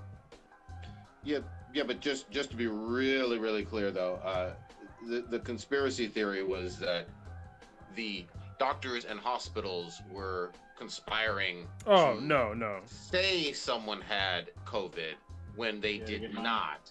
Yeah. And then you had the tripling down of that disinformation earlier this year where only 6% of the death certificates only listed COVID as the cause of death, where people don't understand that just like with the HIV virus or AIDS virus, you may die on your death certificate of something like pneumonia or a heart failure, something like that. But the reason that you had those things so exaggerated to the point of you dying was because you had HIV or AIDS. Yeah. And so I'll give you an example only because it's like really recent and it's fucked up, but it's a personal story.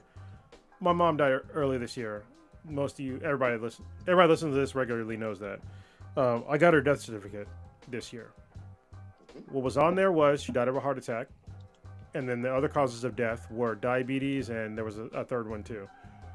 But it'd be like saying that, well, she had diabetes, therefore she didn't die of a heart attack. The heart attack is what killed her. All right, yeah, she had diabetes. It contributed to probably her having a heart attack, but the thing that actually killed her was a heart attack. And this is on, if you look at any death certificate, if you know anybody that, hopefully you don't know anybody that died, but if you do, and you have the death certificate, bust it out. Look at it. There's like 3 or 4 lines that are on there that they can fill in. And hopefully it's just one thing that's on there. Hopefully it's not multiple things. But if they have contributing factors to their death, that is on there. But it's not the reason why they died. It's not the first thing that's on there is the reason why they died. The other ones were just contributing factors. And we all knew this before COVID became a big thing in America, was that people that had high blood pressure, were overweight, had diabetes, all these things were factors that can make you more susceptible to dying from COVID. We already fucking knew this, and they made people, a subset of America, forget these things. Purposely. Yep. So, I mean, we're talking about all this stuff, and all I can see on the right of my screen, I can see Stitch and Blue are obviously playing their PS5s. They've been playing for a minute. They've been sitting there. If you're not watching live right now, if you're not watching this in the future on YouTube, these two dudes are looking off to the side. I can see them gaming, just sitting there. While we're talking about. My TV's on. I was when he talked about the death total. I wanted to see, just check to see what the death total was or whatever like that. See that my TV's on. I ain't fucking. You would hear me clicking. Hey, Blue's been playing. I didn't hear him click. Blue's been playing. I didn't hear him click. Listen. He got caught. Why don't you worry about your Poverty Station 4? Stay out of. The serfs are trying to revolt with their low def TVs and their fucking bullshit ass 1080p fucking bullshit consoles. How dare my Trump? You say Trump graphics? No. God dang. Oh, damn, I thought he came out and said Trump graphics. I'm like, damn, like that, bro. Let me just take this off right here. Hey, I'm not here trying to say humanity. Damn. Exactly. I thought y'all gamers. I thought y'all were real ones. y'all even down. We got Spider-Man. Miles Morales needs you in stunning fucking 4K. Bruh, but y'all motherfuckers aren't even doing a service to your city. They ain't real ones. 16 bits. They ain't real ones. They're real simps. They're simps. Damn. Playing Pong and shit. I'm just one generation behind on my Pong machine. It's fine. Your nerd card is on probation. Damn. Y'all up here talking about Micro Vision like it's not a collectible and shit. Like y'all wouldn't want one too. I mean, shit. So Blue, tell us. I know we're running kind of long, but Blue, tell us what your impressions are and everything. So first of all, I have a platinum. I already got a platinum on the PS5. That's how fucking badass I am. Even though I got it on the Astro, the demo, like the free game that comes with it, it's an easy platinum. Yo, I'm digging it, man. I'm liking it a lot. Like when I first unboxed it, I was like, this damn thing is huge. Holy shit, it's fucking gigantic. And it's heavy as fuck too, which is crazy. Like look at the PS4 compared to it. The PS4 is like maybe 2/3 the size of the PS5. But so far, I mean the output, the power and stuff, like the graphics that I've seen so far, and the gameplay has been really fucking cool.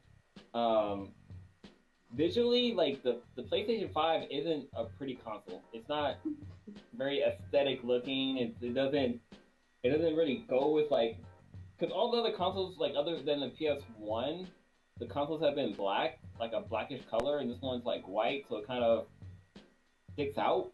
Like it doesn't go with the decor that I have in my office right now. But other than that, it's pretty quiet. When it first sold the disc, because I've been trying to port over the Borderlands 3. And actually found out what the issue was. So I tried porting it over, and if you put in the PlayStation 4 disc, you automatically get a free version of the PS5 version of Borderlands 3. Well, the PS5 version of the Borderlands 3 doesn't allow you to port over the trophies. So the trophies are like its own thing, but you are able to upload your character. But to upload your character, you have to go back to the PS4 version and upload your character. Like, it's actually a new feature they added to Borderlands. So when you go to Borderlands 3, there's a feature that says upload characters when you're in the PS4. So when you upload your character, then you go over to your PS5, and when you load up the PS5 version of Borderlands 3, it says download save data, and then you're able to download your character. But you only can do one character at a time, so you have to do like one character, go back to the PS4, upload the next character, then go over to the PS5, and then download that character. But you are able, if you download or I guess copy over the PS4 version of Borderlands 3. If you do that, then you get your characters are automatically uploaded, and your trophies are automatically uploaded. Nice. And I guess I'm not the only person who has this problem. I thought it was like an issue or whatever, but like there's a whole bunch of forums on Reddit, on Gearbox forum that talks about it. But yeah, if you download the PlayStation 5 version, you don't get the trophies. and it doesn't use the PlayStation 4's saved data for the character. You have to actually go into the PlayStation 4 data and upload it to Gearbox, and then go into PS5 and then download it. But overall, like I said, the console's really good. I've had a few issues, like with the controller for one thing. So like on the previous version, if you hold the PlayStation button in the middle, it I know would what you're open gonna say. up This fucks me up too, every single time. Yeah, I've done it so many times. I'll press and hold it, thinking that it's gonna open up like the controller button menu or whatever, but it doesn't do that. You just push it once for it to do that, and it took me a while to get used to that.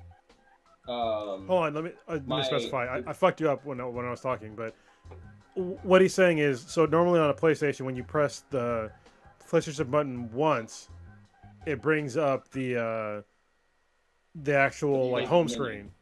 Yeah, the dashboard. Yeah, but in the PS5 controller, when you press that button, it brings up like the short menu, and it's reversed on the PS4. When you hold it down on the PS4, it brings up the short menu. So yeah, it's like every single time it fucks me up, and I'm just like, I've had it for a little while, and it still fucks me up. It's another issue I had is my touchpad. So playing Astro, there's a game in there where you're like a ball, and if you click down on the button, the ball will stop rolling. Well, my button kept getting stuck. Like if I push it down at a certain point, the button would stick. Oh. And so like I have to like click it again for it to unstick. So I'm not sure. I mean, it's not a console issue, but it's one of the controller issues. Like I guess maybe they trying to rush the controller out. I have two controllers. I have not had that issue at all. Yeah, it's weird. Like I played the game a few times, and like if I push the button too hard, the button will stick. And like I literally have to like tap it real quick for it to pop out from being stuck. You got too much nut in it. I mean, he's got too much opulence. My button is stuck right now. Like I literally have to like, yeah, it's weird. But like what Kronos was saying, like when you're playing an Astro game and it does like a demo of the controller, like holy shit, like the crazy shit that happens. Like there's a scene where it's like raining and you can feel like the raindrops on your controller, and it isn't like your controller's just vibrating. It's vibrating in like different areas, so you can tell like, oh, like this is raindrops. But the one that really tripped me out was when you're doing the ball thingy, the ball level, you're like riding on a gravel, like a street, right? A street. And part of the street isn't done, so it's all bumpy and gravelly and stuff like that. And so you can feel like how rough the ground is, which is kind of cool. But it's kind of hard to describe how it feels. Like basically what Franz was saying, it's like you kind of feel like gravity in your hand, but it's like kind of like a simulated thing. It's really weird how it works, but it works really well. But then also like the trigger feedback is really cool. Like the whole like controlling like rockets and stuff in the game was kind of cool. Bro, hold on, wait until you play. Like, even though I don't like Call of Duty, Cold Warfare, you should get it just so you can feel what it's like to shoot a gun in a first-person shooter. I thought Borderlands, it has that. I don't know if you played Borderlands on it, but I thought I read somewhere that if you played the Borderlands 5, the remastered one on the 5, it does the same thing with the different kinds of guns. So it's not the same because it's not the same. So Borderlands 3 is like it's a sci-fi type deal, right? So like all the sensations that you're feeling, they feel different, yeah. But once you play like a game with guns that exist, and you pull the trigger, you're like, oh, okay, like this is amazing. Because like obviously in Borderlands there's no spring fucking feel to guns, right? Because they're futuristic guns, unless you're doing a Jacobs pistol or something like that. Even then, it's kind of reduced. Playing Call of Duty Cold War, I've shot a shitload of guns in my life, and it's the most realistic trigger feel I've ever felt on any controller, fucking ever. And I have no problem saying that, because like feeling like it almost feels like I can feel like the individual like spring coils compressing, and then getting to the point to where the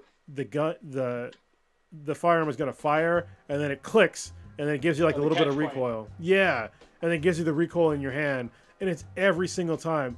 There's a caveat though. I would, if I was playing multiplayer, I would turn all that shit off. Okay, because your fingers are gonna get fucking tired. Like seriously. That makes sense. Yeah, it's not. You can't just sit there and just like click that shit like willy nilly. Like you need to take measured shots and do it. So I would expect that pretty much any pro player that is using a PS5 to use an FPS is going to turn the haptic feedback portion, adaptive triggers, off because it's a definite disadvantage. It's more realistic, but it's also you're going to play worse. Yeah. All right, so good stuff so far. So one cool thing I learned about what's cool about the controller is that so the controller has a speaker on there, and it kind of adds to the effect of the vibrations. So when you hear a raindrop, you hear it on the controller too, as well as in the game. But it kind of gives you that same sensation that you can feel it because you're hearing it type deal. But so there's a button on here where you can mute the controller, but if you click and hold it if you hold it for a certain amount of time, it actually mutes the game too. So say if you're playing and the volume gets too loud or whatever, or you have a baby that's gonna be crying or something like that, you can mute the controller and the game at the same fucking time just from the controller, which is kind of nice. So Stitch, did you notice? Well, I'm gonna spoil part of it for Blue because now he's gonna notice in the game, but it's not gonna spoil the game for him. When you're playing Miles Morales Spider-Man, did you notice that when you're flipping through the buildings, that it comes through the controller? It's a slight, yeah. Yeah. Most of the time I would play the actual sound. Yeah. Or the sound. Well, most of the time I played most of the time with the 3D audio headsets on, but there was a couple times where I played without it, and I was like, oh yeah. Yeah. I looked down, I'm like, all right, that's just dope. Everything. So I was looking up something on a YouTube menu, and I did the mic talking into the controller, and it's real responsive. You'll see Blue because when you get Miles Morales, the load times. I mean, we did so fucking insane. A little show on the podcast where you could see it, how quick the load times are, but it's I want to be sorry I didn't text you back my load times. I don't have any load times anymore. So I can't text people anymore because I'm just always playing the game. Well, even the PS5 version of Borderlands 3, the load time is damn near non-existent. The one even when you boot up the game, there's a scene where Clapjack is dancing to kind of let you kind of see something while the game is loading. He comes out once or twice and that's it. But in the PS4 version, it's takes a while. Dance for a good 3 or 4 minutes. Yeah, but in Miles Morales, you saw the load time. It was you can go from starting the game to playing the game in basically 14 seconds. That's awesome. Yeah, it's and then once you're in the game, there's virtually no load time. There's an option this is how ridiculous it is. There's an option in Miles Morales Spider-Man if you're fast traveling to actually add in the animations for the fast travel. If you don't turn that on, your fast travel lasts literally 2 to 4 seconds. Nice. Yeah. So good. All right. When you welfare motherfuckers, man, get it. God damn. You gotta rob somebody. Look here. I'm trying to sell some kidney sperm and some nut juice and maybe The thing is, Blue told you because the thing is, it's so heavy. If you roll up on somebody and you got the tool, they can't do anything except drop the gun. Because it's they can't just all of a sudden reach in. It's no, you gotta hold that thing with 2 hands and actually get a firm grip on it because you don't want to drop the PlayStation. So you just need to roll up on some millennial that's trying to take a selfie with it while juggling the big ass thing, and just pistol whip them in the back of the head, and you're good to go. Make sure you grab the phone as well. So I first went through Walmart and I'm actually surprised. I thought it was gonna be here on Thursday. I actually got this yesterday. I got it. So I thought it literally took 5 to 6 days for me to get it, which I was okay. I thought this was gonna take a week or so to get it. It came before the games came, which the games are in stock. So which is fucking crazy. But I was really reluctant to buy it from Walmart just because it's fucking Walmart. But same here. Hey, they got it to me. Do what you gotta do. They actually had the fucking inventory. They weren't bullshitting about okay, we're gonna do this little contest and whoever can get it in their cart fast enough get to have it. Give you raffle tickets. Yeah, That's good. that's what it fucking was. That's good, man. All right, y'all. It's getting late. Prodigy is I looking was gonna tired. say, yeah. Let's go ahead and round it up. I know we got a ton of things on here. Let's not go too long on the on the roundup roundtable stuff. So, Stitch, what you got popping this week? Just chilling. Gonna decorate the Christmas tree. Put that up yesterday. Gonna put some ornaments and make that shit all pretty, and then play some Call of Duty. And yeah, there you go. Good shit. Good shit. Old Ninja, what you got? More Mandalorian. Fucking tomorrow night, 12:01. See where this shit goes. A lot of the gamers probably know everything fucking updates this coming Tuesday. I swear to God, like every game that has like some kind of online component will update this week, from like Division 2, Star Wars Squadrons, you name it. I guess Avengers is gonna drop a new character. We'll see how that goes. So there's they're cracking up. So we'll see how this goes. Going to be a game in a bit, but I'm definitely going to watch more Star Trek Discovery and definitely some more Mandalorian, and then try to squeeze in some gaming in between. Blue, what you got? So look, check this out. So if you're watching live, so I figured out if you push on the lower part of the controller, it will stick. So right now it's stuck. Mm-hmm. So if I like push it off to the side, it'll pop, unpop. So you can like hear it unpop. It's But, not nice. Yeah, This shit's broke. It's crusty. That's it's- crusty nut, man. It's crusty nut. It's definitely not working right. I mean, the controller works correctly. It just sticks when you hit it in a certain spot, which is how it should happen. No. Oh man. God This damn. weekend, I gotta go up into our attic and pull out our Christmas tree and set up our Christmas tree. Shit. Last week I made a total of 16 fucking sweet potato pies, Nice. which was fucking ridiculous. It's delicious. That's the most I've ever made in fucking life. And they were all delicious. Like holy shit! Like it was probably the best tasting pies I've made so far. But yeah. Shit. What else happened? This weekend. Oh god, the Sweetness birthday's coming up. It's next Friday. It's next Friday. You're We're gonna fucked do. up, man. No, we're gonna break quarantine a little bit, and we're gonna go do the San Francisco Ferris wheel thingy. Okay. But another thing, I bought an alarm system for our house. I'm using the same alarm system that clones They shut that down. The Ferris wheel. the Ferris wheel. Yeah. I felt like I thought they were, but I guess we'll find out. Canceled. It's still Yeah. not. Yeah, I saw that like on something yesterday when they were talking about the difference between like the red and the purple. I was like, wait a minute, I was still confused. I was like, when did purple become like a color in terms of like the Your colorblind ass don't know the difference. I don't know why you talking. Well, it is dumb green, though. yellow, orange, red. Now we're adding in Yeah. and shit. Like, Purple shouldn't exist. It should be fucking red as in stop.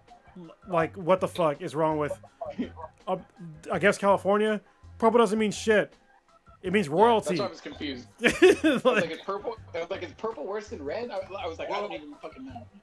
Is my camera glitching out to you guys? Yes, it is. Really Yes, it bad. is. You're like Max Headroom right now. Great reference. I'm sorry, Blue. I'm sorry. Did you have anything else? No. Oh, he's trying to figure it out. He's glitching. All right, Carlos, what you got? Sorry, I'm watching. Fucking glitch the fuck out. Anyway, he's in the Matrix. Yeah, so I'm looking forward to dropping that podcast, Balance Exchange with Papa Bear. It's gonna be really cool. I don't know how frequent it's gonna be. We'll see from the reaction and how often we can get together, because people ask me to do podcasts kind of frequently, and usually I'm like, nah, I'm good. But we met during the Marine Corps birthday. We did like a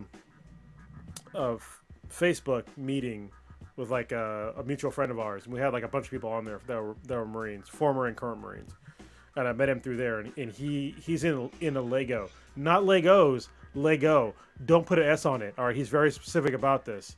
All right, and apparently he's really deep into Lego.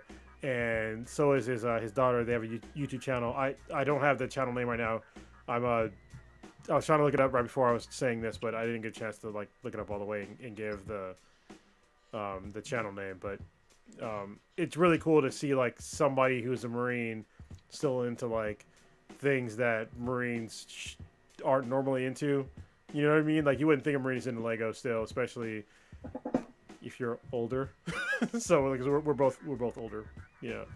But yeah, we had a really, really good conversation. It's really cool to have somebody to have a conversation with the first time, to have the podcast go off so smoothly with. So, you know, we rolled it.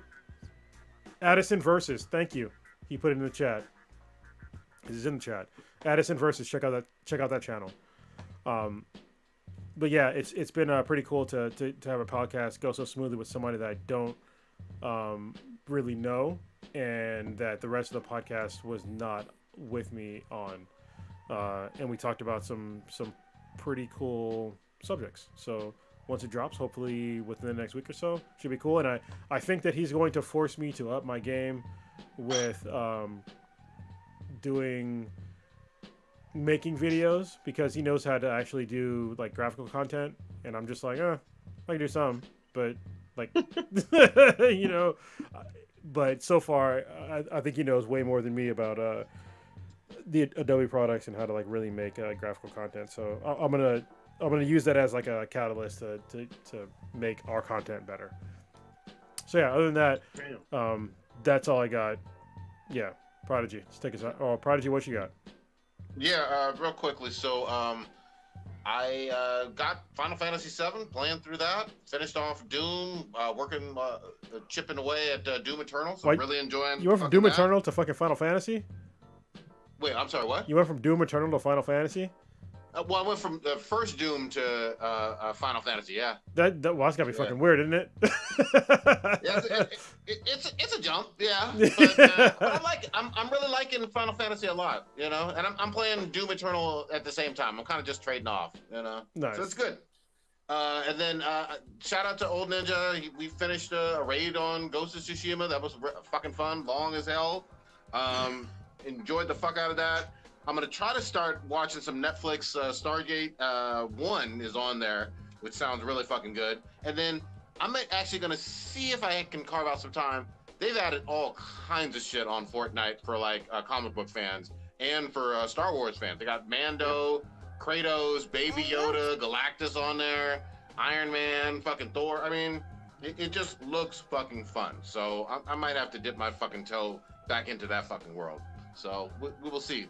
And last but not least, I am sadly current on goddamn I'm current on fucking One Piece because of the pandemic. But they're releasing some new ones. I think next week. So I'm fucking current. Well, no, they're releasing new ones in dub. How dare you not? Yeah, that's what I'm saying. Oh yeah, you gotta specify. You non-reading motherfucker. I'm just saying. Yeah, they still got subtitles on dub. But yeah, I'm on the dub. But you ain't reading them. And they're still going with the sub as well. I mean, shit, this fucking never stops. He's gonna be the Pirate King one day. All right, Old Ninja, take us out. Oh, really quick, Cyberpunk 2077 Tuesday, and then Sunday night. Maybe. Well, okay. Hopefully. Yeah, hopefully. And then Sunday night, Attack on Titan comes back. Yeah. So hopefully we'll talk about that next week. But check us out, everyone online. Check out the Dankness podcast on the internet. We're Black and Black times Infinity. You check us out with B's and BTI. It's BTHA and BTI. Anywhere you can listen to podcasts, Spotify, iHeartRadio, Amazon. We have an official way. BenHadProductions.com/B and BTI. Player FM, Stitcher, Radio Republic, Player FM, yeah, everywhere, and on Twitch as well. Elliott Page can act. First name baby, first name baby, last name Yoda. His name is Grogu. Splitting of the atom only a few decades ago, and through his God-given genius of science. Can you guys still hear me? Man Well, now we can. The podcast is still going. What do you have to say, Blue? Into the unknown vastness of space. See you later, Space Cowboy. Oh, that's what Warrior Phil always says. Hi, y'all. We're out this way. Oh, no. There we go. No, there's like something wrong with my... There we go. Now it's going. If you're watching YouTube, there was something wrong with the spinning logo.